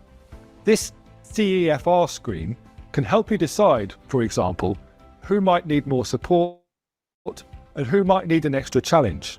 And it does this based on their regular reading and listening practice, rather than a one-off test. We hope personalised learning on Cambridge 1 will help you and your students make the most of your precious time. If you need help getting started, check out the resources for teachers and learners here. Thanks very much for watching.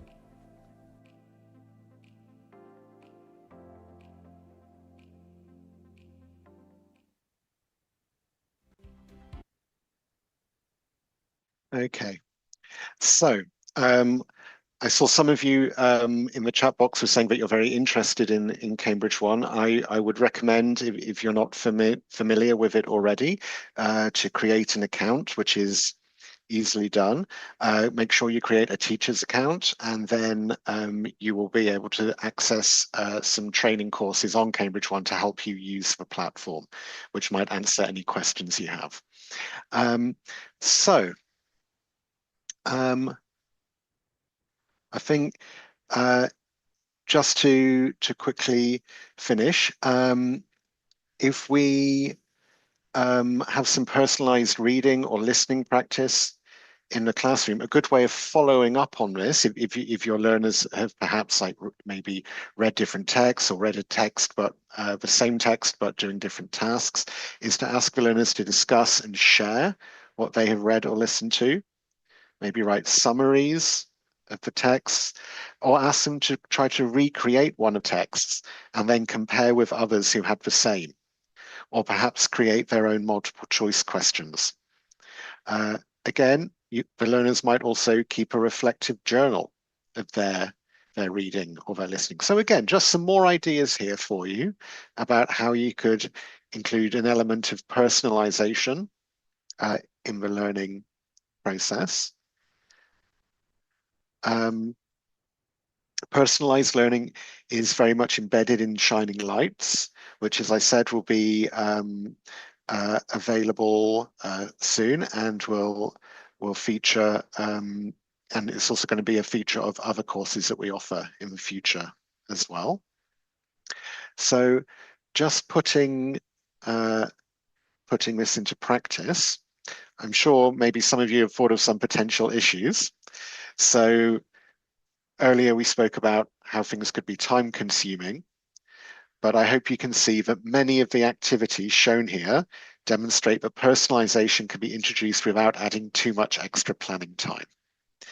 So many of those activities require relatively little preparation and can work in lots of different situations.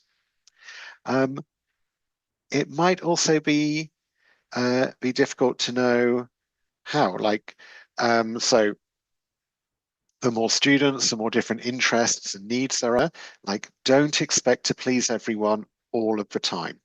So, so every time you do a new activity, try to gather some information about it, like how did your students feel about it? Did they like doing it? So that over time, you can build up that picture of what your students like. And one risk also is that, and I'm sure we've all kind of seen this happen as teachers, there's a risk of supplementing material just for its own sake. So I would always make sure that you ask yourself why. Why are you considering using this material in your class? Is it relevant to your teaching aims for that lesson? And don't be afraid to make change. And finally, we do need to be aware that sometimes discussing learners' personal lives could potentially be uncomfortable. So even like what might be considered a fairly safe topic, like jobs, could be difficult to discuss if someone in your class is experiencing unemployment, if you're teaching an adult class, for example. So I think here, just getting to know your learners as well as you can will just help you be a little bit more selective when you decide to incorporate personalization into your teaching. So I think we've covered all those points. We've looked at what personalized learning is. We've looked at how it can benefit our learners and how we can actually use it in the classroom. So are there any questions? Yes, Ben, we do have a couple of questions in the Q&A. So I'll just start with the first one. What approach should I use to personalize if a student have speech problem?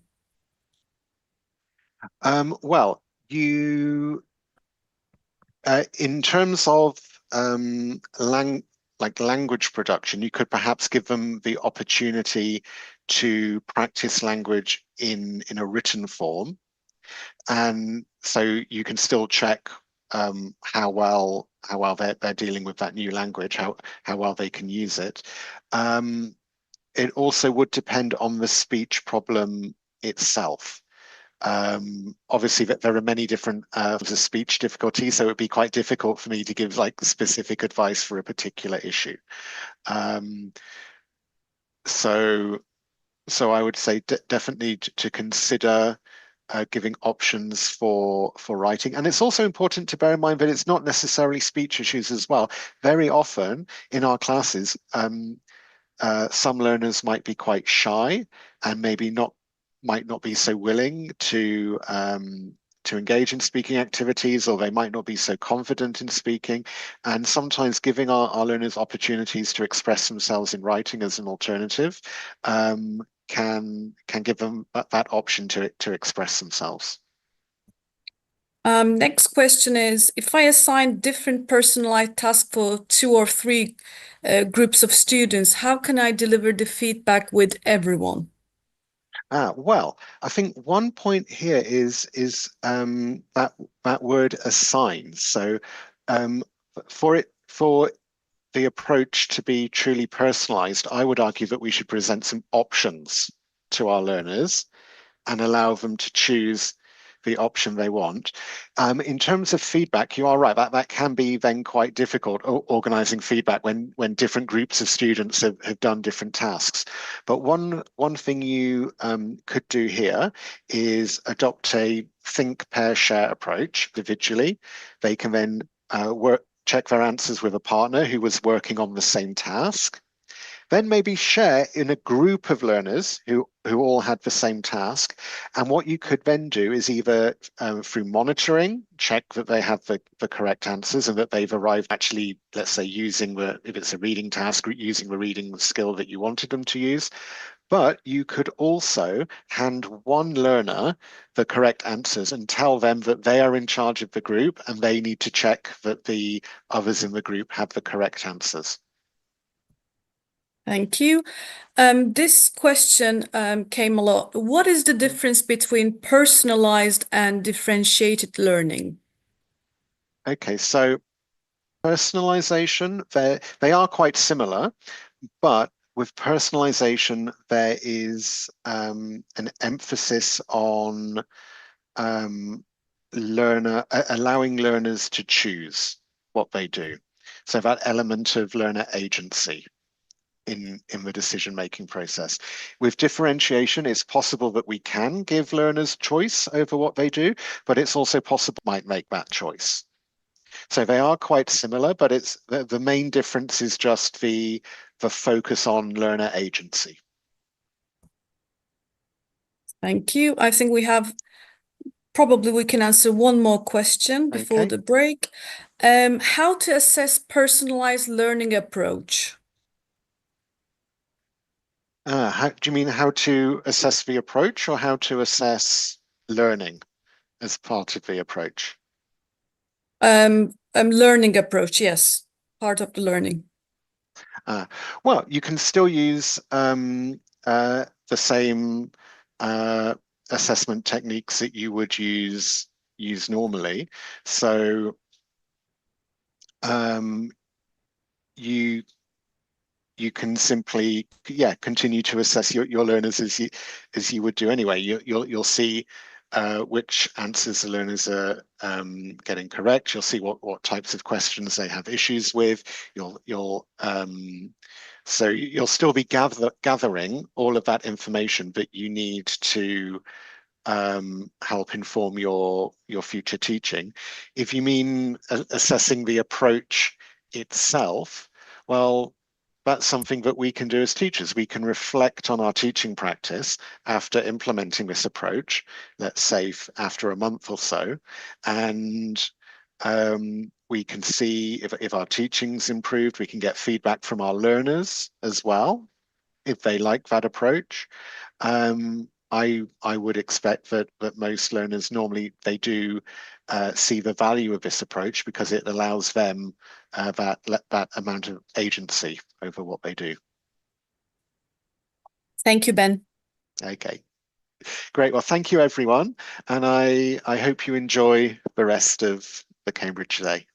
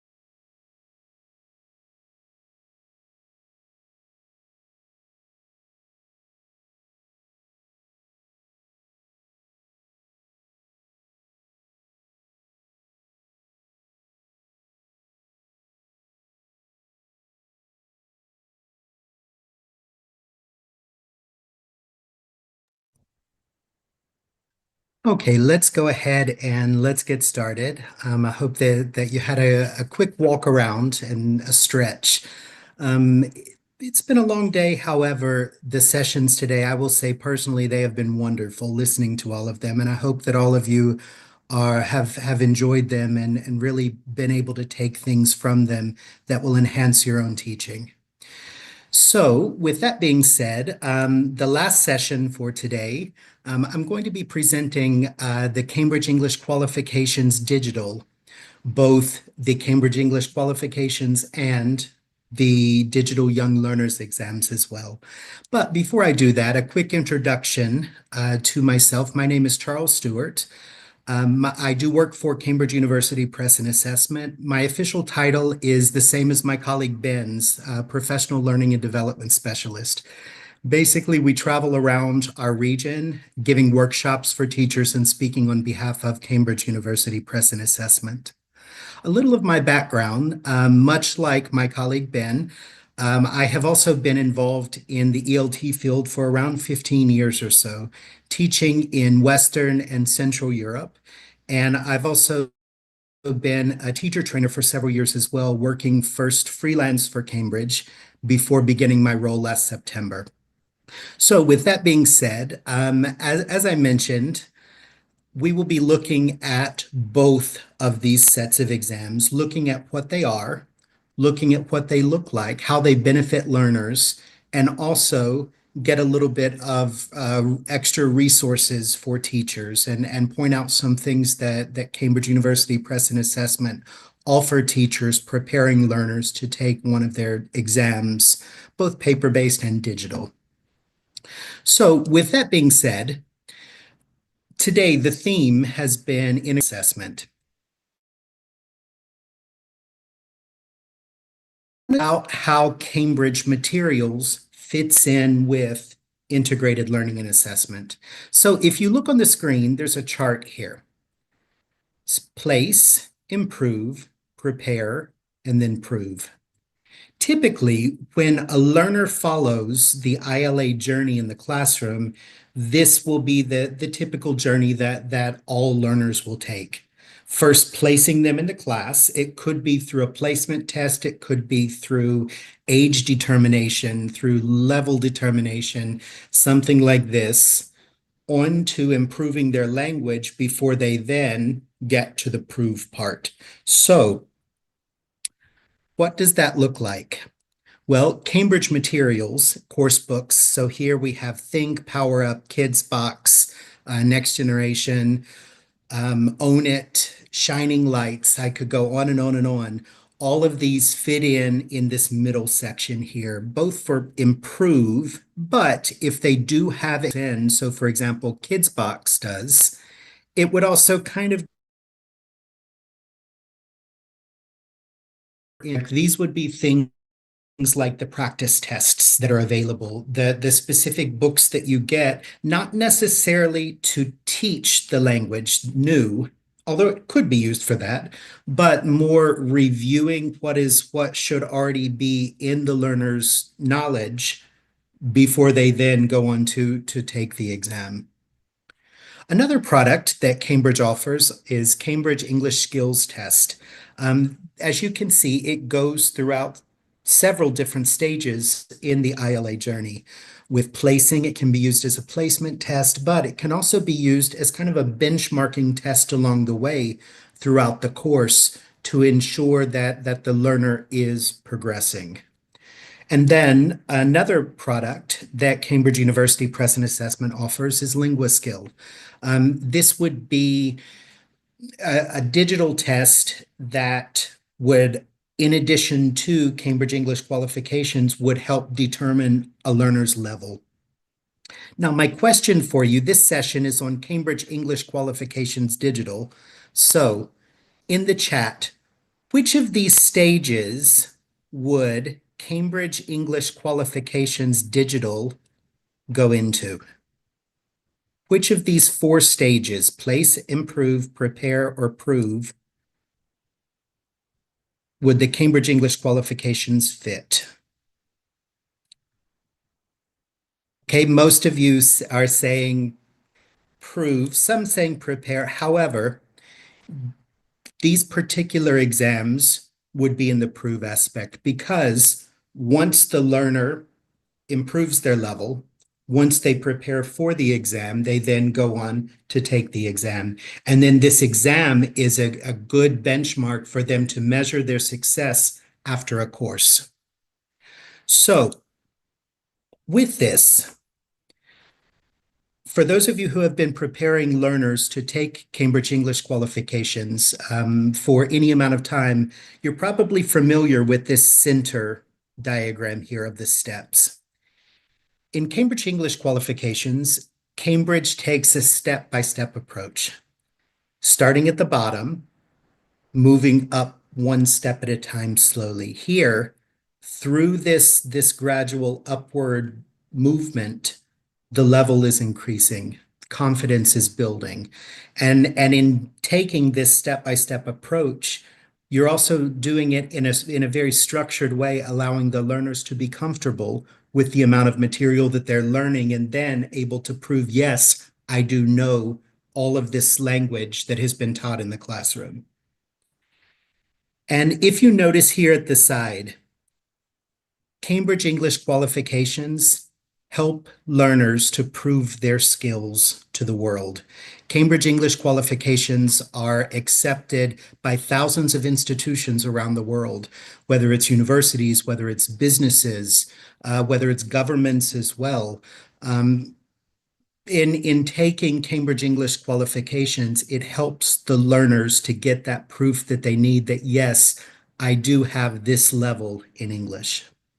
Now, previously, before March of last year, there were two different types of exams, the paper-based exam and then what was known as the computer-based exam. However, in March last year, Cambridge University Press and Assessment fundamentally changed the way that they do the computer-based exams and then renaming it Cambridge English Qualifications Digital. So, what are Cambridge English Qualifications Digital? What I'm going to do, I'm going to show you a brief video, and in this video, I would like for you to determine what is the best feature, in your opinion, of digital CEQs. So listen, what is the best feature?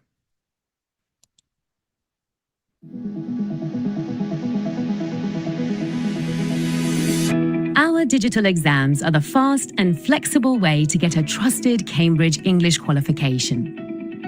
Available from A2 Key to C2 Proficiency, the user-friendly features help you perform at your best. So, what are the benefits of Cambridge English Qualifications Digital?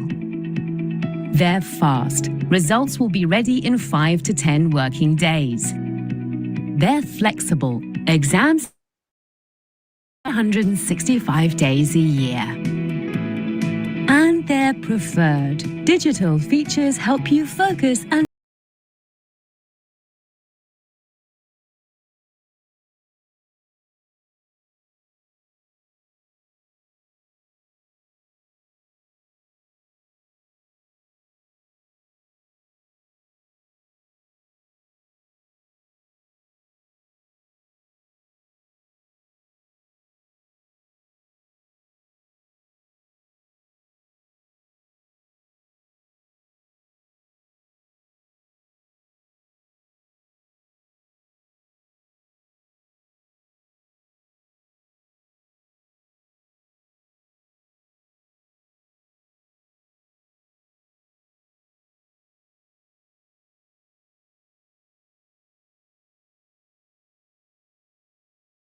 exams have simple navigation and an on-screen timer to help you stay on track. The timer is essential for our students because they like to be in control. They want to know how much time they have left for their exam.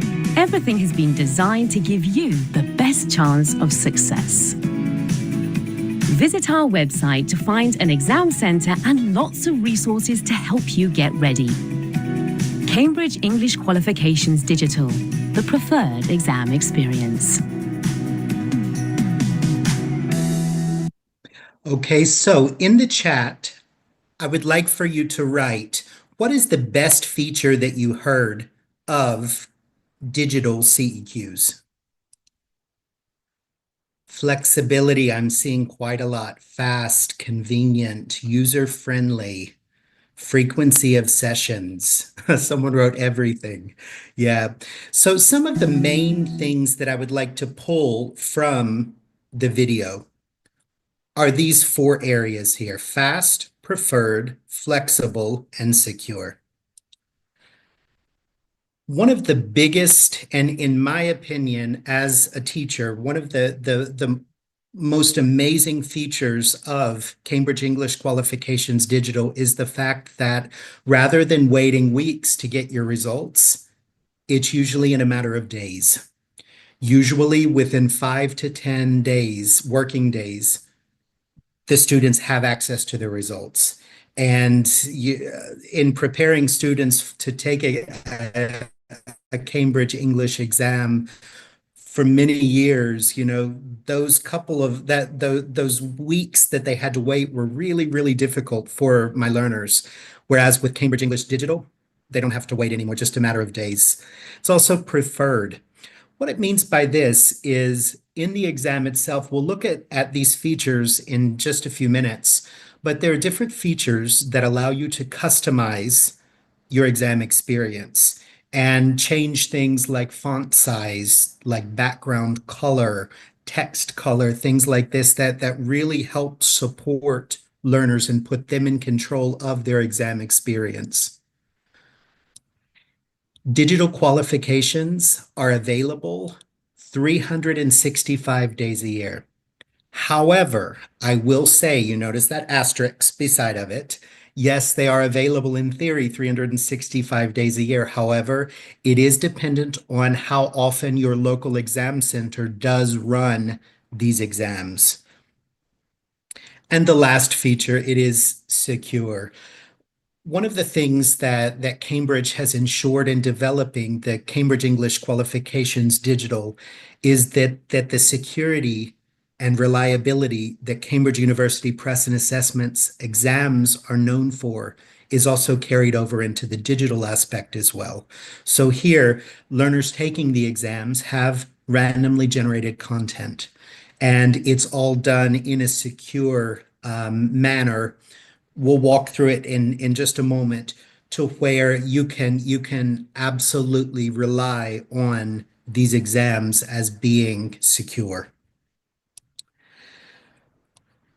A few other things that I do want to mention, and these were also brought up in the video, and this looks at various parts of each of the exams. What I would like for you to do, I'm going to show you a sentence, but there's one word that is missing. In the chat, what is the missing word? So the first sentence. For the test, headphones with volume control help you listen and concentrate.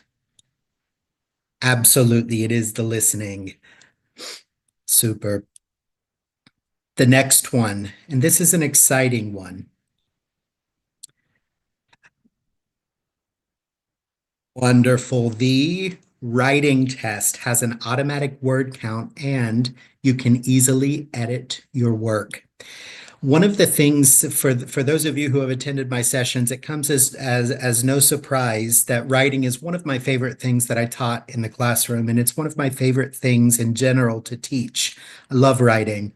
And in exams, I really saw students struggle with counting their words or various tips like this that they may get. However, it's automatically done for them. Also, the ability to go back and correct really helps a lot with organization and general tidiness of the overall essay or piece of writing that they're doing. Okay, the next sentence. Which test is this? Absolutely, it is reading, or reading and use of English if you're taking some of the higher level exams. In the reading test, you can make notes, highlight texts, and you can also review your answers. We will look at these features in just a moment. And then the last one, the what test? Absolutely, the speaking test. So even though the listening, writing, and reading, or reading and use of English, depending on the exam that you're taking, even though these aspects remain digital, this one is still face-to-face. And, you know, in designing and revamping the digital exams that Cambridge offers, one of the things that they did is they fundamentally looked at the way that they did the speaking test, and they said, no, this speaking test best models real-world communication if it's face-to-face. If you're sitting down face-to-face with people conversing. Therefore, they decided that this aspect is very important for it to still remain face-to-face. Now, I get a lot of questions in my travels with Cambridge, speaking at conferences and giving workshops for teachers. I get a lot of questions about CEQ Digitals. And there are some very common misconceptions that some teachers have about the way that the digital exams work. So let's look at a few of these misconceptions. What is a digital exam? For Cambridge English Qualifications Digital, it still remains in an exam center. Just because they are that the candidate is taking a digital version of the exam, that does not mean that they can do it in their own home, or that they can do it in their own school just through their school, unless the school is a Cambridge exam center. The digital exam still is given by the exam center, and it is taken on their computers, not the exam center's computers, not each candidate's personal laptop. Therefore, in looking at the security of digital exams, Cambridge decided that this aspect at this point in time is the best way to go to ensure security, to ensure reliability of the exams themselves. The digital exam is still invigilated. So there is an invigilator. This is a person in the exam room itself who is there during the exam just simply to monitor and answer any questions about the exam format or what they should do next. Not there to answer, is this right? How do you spell this?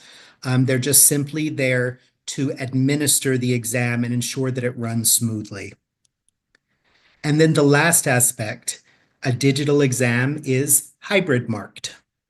What this means is that after the candidate has taken the exam, there's a combination of, I'll use AI very loosely, it's more algorithms. There's a combination of this and actual human examiners that do verify the results of each exam. Therefore, it's this hybrid system working together that gives the results for the exam.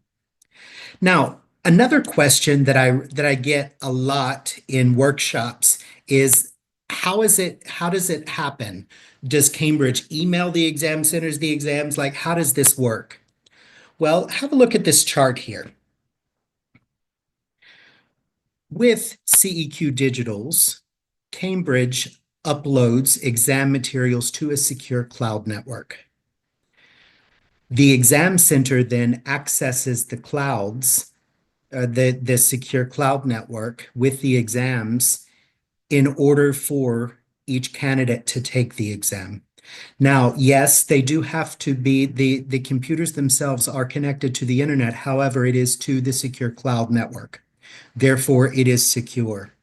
Once the exam is taken, the results are then sent back to the cloud network, or the answers are sent back to the cloud network, and then Cambridge will access the answers in order to determine the marks that they get.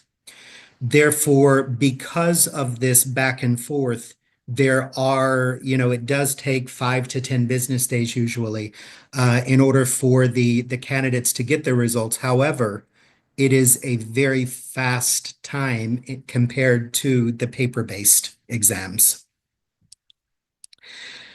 So how do they compare?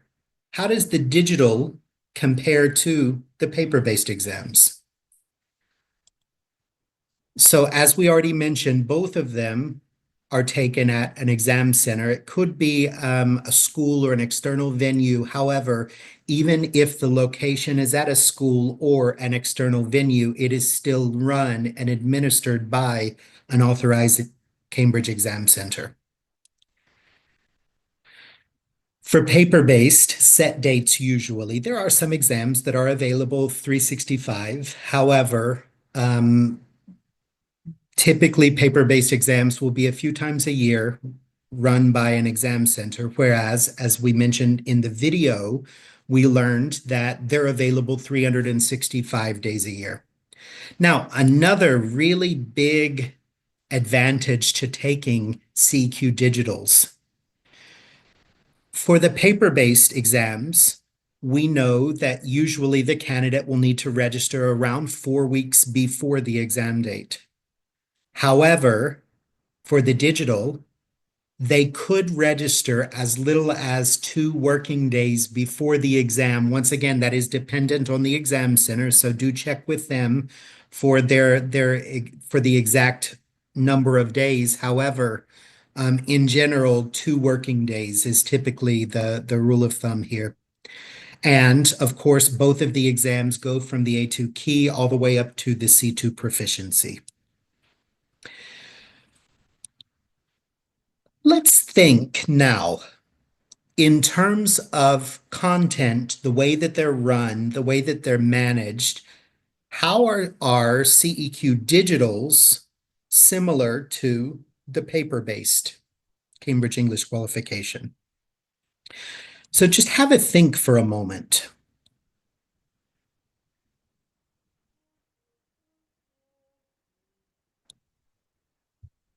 Same tasks, okay.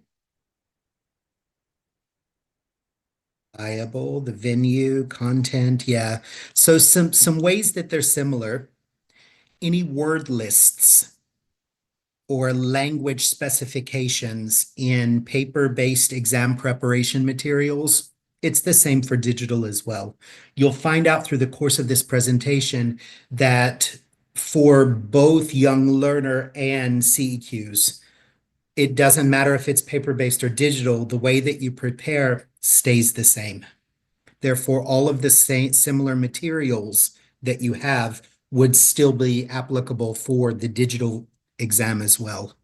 The content is exactly the same task type, same length, same timing, and the speaking test remains face-to-face as well, and exam security that we've spoken quite a lot about.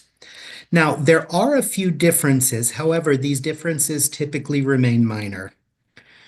Navigation. So the way that the exam is administered is different, of course, whether it's on paper, flipping the page, or digital. We'll look at the navigation in a moment. However, it is, and this is very helpful for learners in exam. That way they do not need to necessarily look at the clock, look at the times that are posted, the start, the end times. All of this is just simply in front of their eyes. The other will still be there. However, it's also on their screen as well. And then, as we mentioned several times before, adjustable settings. So here, it allows for the adjustability of things like contrast, and text size as well. This helps a lot with learners who have special educational needs or SEND. It helps with dyslexia. It can also help with visual impairment, things like this. Not only can you adjust these two, you can also adjust the way that the exam appears in front of you. Here, this example is black on white. This example is white on black. So you can change the color of the background, the color of the font, and also you can have yellow text on a black background as well. This helps a lot with glare or learners who have perhaps a visual impairment where they have problems with glare, and this will cut down a lot on this. So Cambridge is trying their best to accommodate a full range of learners and give them the tools that they need to help them be as successful as possible in taking one of the exams. And then at the bottom of all three of sections of the CQ digital exams, there is a navigation screen as well. Now, for the listening, you need to do it in order. However, for the reading or reading use of English and the writing, it does allow you to skip forward and to skip back and to do the test in any order that you want. So for example, in taking the B2 first, if you wanted to start in reading use of English with the reading first, you would typically start with sections 5, 6, 7 and work your way back. It allows learners to do that as well. So they do still have the flexibility to take the exam in the manner and in the order that they wish to take. One of the things that was mentioned in the differences is there is slightly a difference in the way that you answer the questions as well. So if you see here, this example coming from B1 Preliminary for Schools Reading Part 5, we know that here they have to read and they have to select usually A, B, C, D, multiple choice, which word goes in the gap. However, here on the digital exam, they simply click on the number and then they click on the word itself. So once again, the types of tasks are absolutely 100% the same. Just the way that they answer it may differ slightly between the paper-based and the digital version of Cambridge English qualifications. Another aspect that was highlighted in the video is the ability to highlight and make notes. With both of these are typical exam preparation tips that teachers mention in their classes. You know, the importance of reading a text with your pen and underlining, circling, making notes in the margin. You can still do that on the digital exam simply by selecting the text. Once you select it, this pop-up menu will come up, allowing you to make notations and to highlight as well. Now, for the writing, there's a couple of aspects to the writing exam that I do want to mention. So here, this example comes from B1 Preliminary for Schools Writing Part 2. And in Part 2 of the B1 Preliminary for Schools exam, you are given a choice of 2 exam questions, and you need to answer one of them. So you can see here, we have still the 2 exam questions, and they need to answer one of them. Now have a look here at this undecided. As the student pulls up each exam question to answer it, this is automatically selected. If they decide, yes, I want to take this particular question and answer it, they pop up the menu here and they hit yes. And then they can start typing, or they can hit no and go to the next question. Now, Cambridge University Present Assessment has built in a help here as well. Yes, we need to encourage learners to do this in the digital exams to pop up the menu. However, if they do forget, and if they decide, yes, I want to answer this question, and I start typing the answer, after a minute or two of them typing the answer, it's clear in the computerized test that yes, this is the question that the candidate is wanting to answer. Therefore, this undecided will automatically change to yes. And in question 3, it will automatically change to no. So there is kind of a built-in backup here, built in that allows students to, if they do forget it, it still caters to them and supports them basically. Another really exciting aspect that I mentioned a couple of times is the word count. I was very excited when I saw these exams last year. I was very excited to see that this was included, because this is kind of a game changer. You know, before, a lot of learners I've seen in invigilating exams, they get stuck on counting words. And, learners should not count words. They should have, before the exam, they should have written so much that they know, right, for this type of writing, I need 5 paragraphs. In each paragraph, I need a minimum of 4 sentences. Therefore, in me including 5 paragraphs with 4 sentences, I have the word count needed. However, don't worry about this anymore, it's given. For the listening, here, A2 key for schools, we can see the exact same type of questions included. So for part 1, they listen. What's Julia going to do tonight? And A, B, or C on the paper-based. However, in the digital now, they just simply click on the box. And then for some of the questions, they may need to click here, C1 Advanced Listening Part 2, Gap Fill in the gap with one or a few words. They just simply click on the number and type in the answers.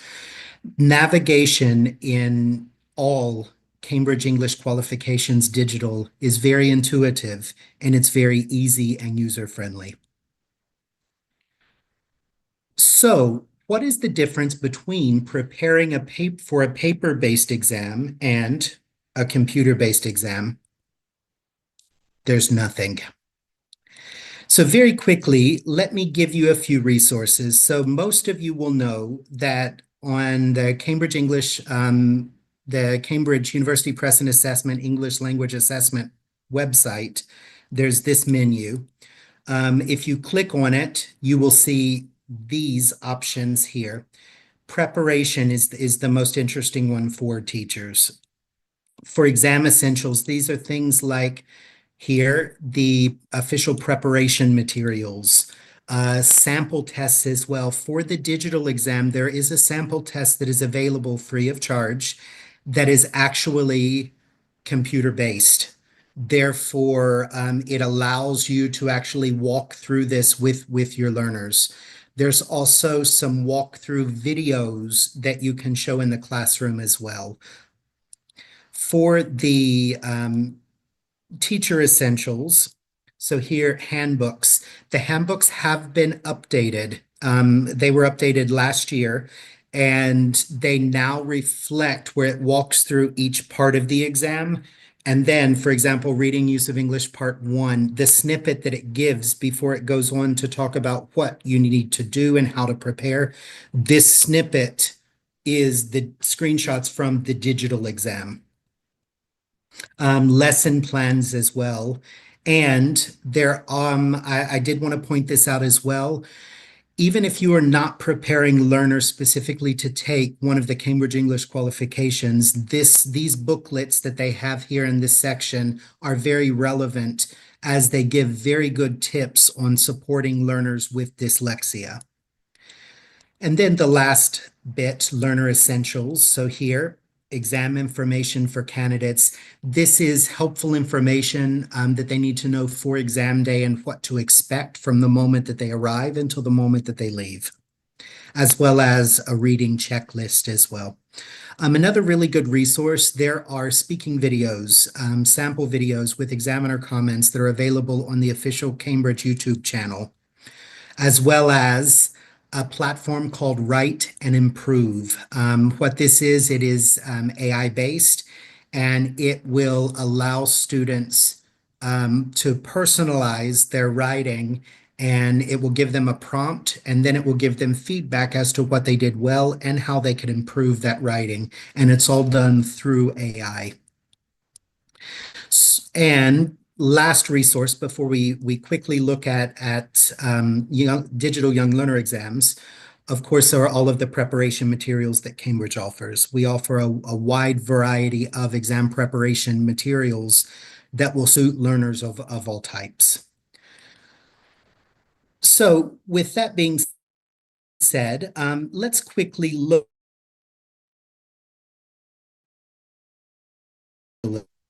So let's watch a quick. And as we watch this, which young learner exams are available in digital form? We are bringing digital adventure to young learner exams. Discover a world of English with Cambridge English Qualifications Digital for young learners. Millions of young learners have used our tests to improve their everyday English skills, step by step. Pre-A1 Starters Digital and A1 Movers Digital help young learners build a solid foundation for their English development. They provide a natural way for this generation of learners to demonstrate their progress in all 4 skills: listening, reading and writing, and speaking. Children create their own avatars to explore fantasy islands, a turtle island under the sea, and a dinosaur island. They work their way along the map by completing tasks. They earn rewards after every task, keeping them motivated from start to finish. Looking cool! The test's user-friendly nature puts young learners in control of their experience so they can answer questions to the best of their ability. Everyone receives a certificate and feedback on how to improve, helping them look forward to the next step on their English language learning journey. We're here to help you prepare your learners so you can feel confident they're ready to show their skills. Kickstart your learner's English adventure.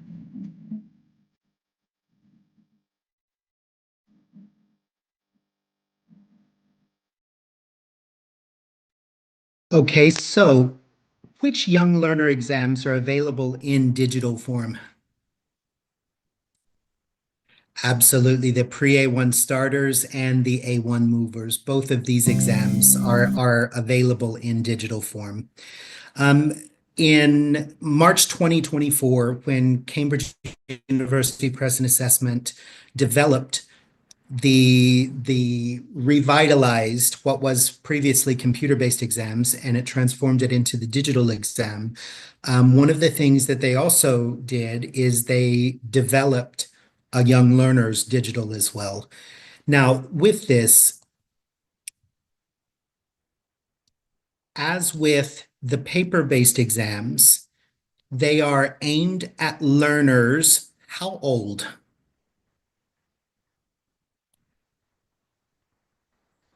10, okay. Up to 12. 7 to 12. It is 6 to 11. 6 years old to 11 years old are the age groups that these exams are aimed at. And as with the other Cambridge English Digital or Cambridge English Qualifications Digital, these exams are available 365 days a year as well. So once again, the digital components, listening, reading, and writing. What is the face-to-face component? Absolutely, it is speaking. So just as the same with the other exams as well. And with the certificates themselves, think to the paper-based exam and the certificates. Young learners receive a certificate with marks, with someone wrote it, with shields, exactly. So here, based on how they do in each area of the exam, they're awarded between 1 and 5 shields.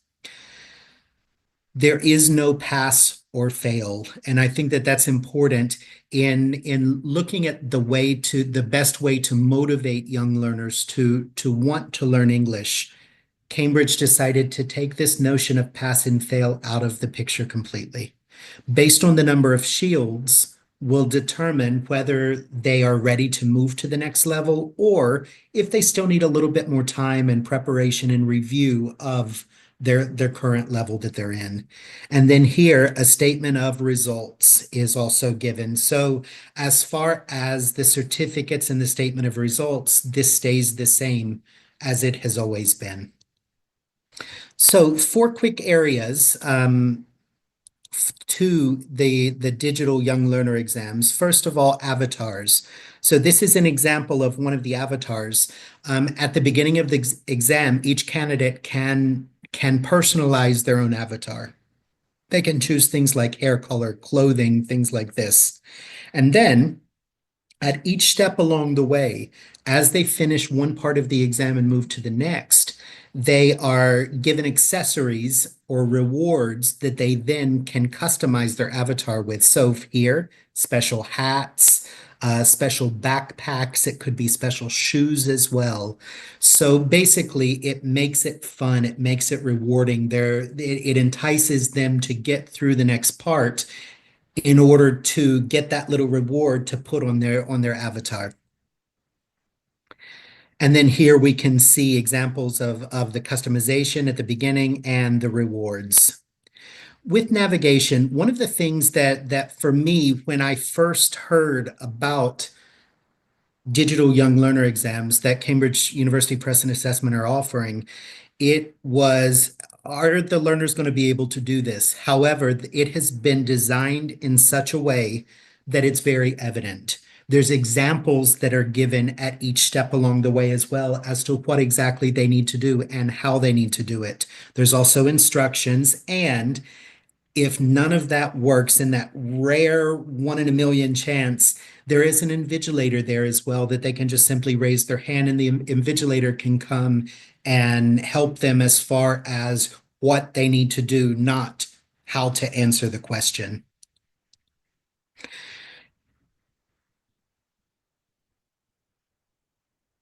So in looking at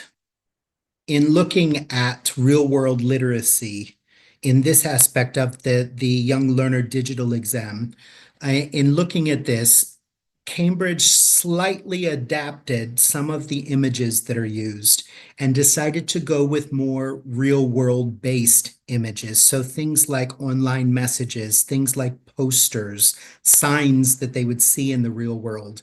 And kind of the logic and behind this is they are wanting to help, Cambridge is wanting to help equip the learner with all of the tools that they will need to then function in the real world. Therefore, it brings in real world aspects. The exam questions are the same, but just the look of the image may be slightly different to some of the older versions of the exam. And then, of course, speaking face-to-face. It's been proven that face-to-face is the way to stay at this point in time with speaking. So why choose the new digital exam? It's designed for the digital generation. If you give a child a tablet, it's amazing what they can do with the tablet. And half the time I find myself handing my phone to someone younger and saying, here, help me with this. Just like I used to do with my mom and like she used to do with my grandparents as well.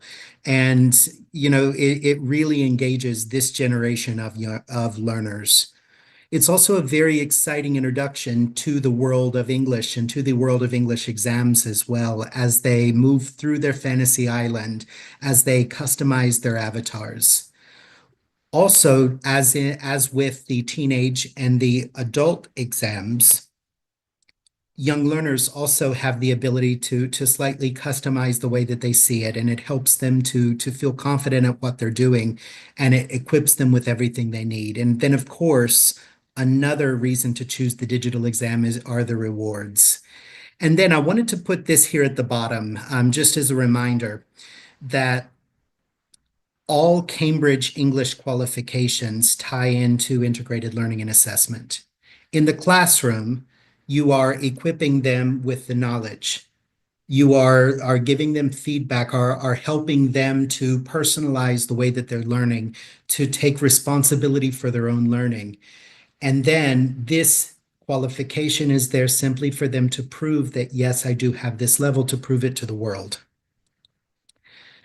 So let me just very quickly go to the statement of results as we're out of time. I do want to mention that just as with the current paper-based version of the young learner exams, the statement of result is available in the same 6 languages: French, Italian, Portuguese, Spanish, Turkish, and Vietnamese. If you are taking the exam in one of these countries where this is their national language, the statement of results will also be in the local language. If you're not, then it will be in English. So nothing has changed with that. As far as preparation and support, here are a few materials that I will point out. There's a new digital handbook for teachers. There are walkthrough videos that you can play in the classroom, as well as the Cambridge Digital YL website as well. So some very useful resources here that you will get in the follow-up email. So with that being said, are there any questions before we wrap up today? Are there any questions? Let me just go to the Q&A box.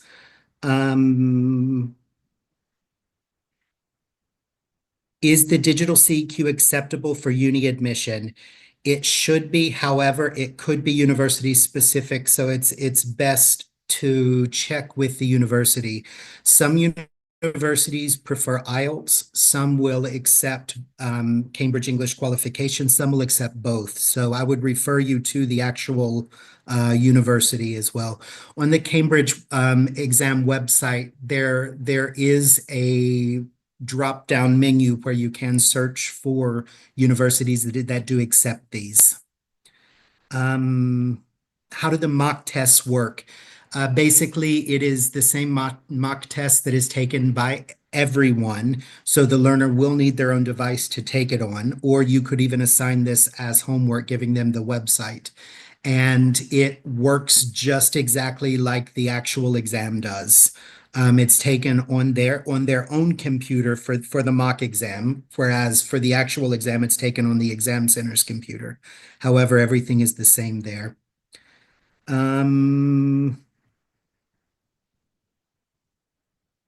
Does it cater for additional needs like over? Yes, it does. All of the Cambridge English digital qualifications do cater for the different overlays, the font sizes, things like this. 365 days a year, including oral exam. Is this live or via video?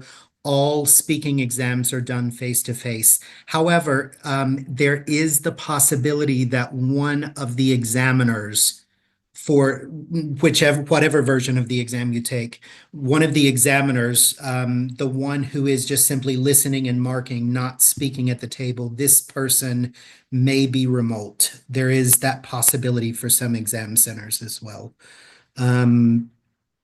How to prepare students for digital exams with paper books, exact same way. Use those materials as the exam questions themselves are exactly the same. So it's the same preparation materials, the same tips, everything here.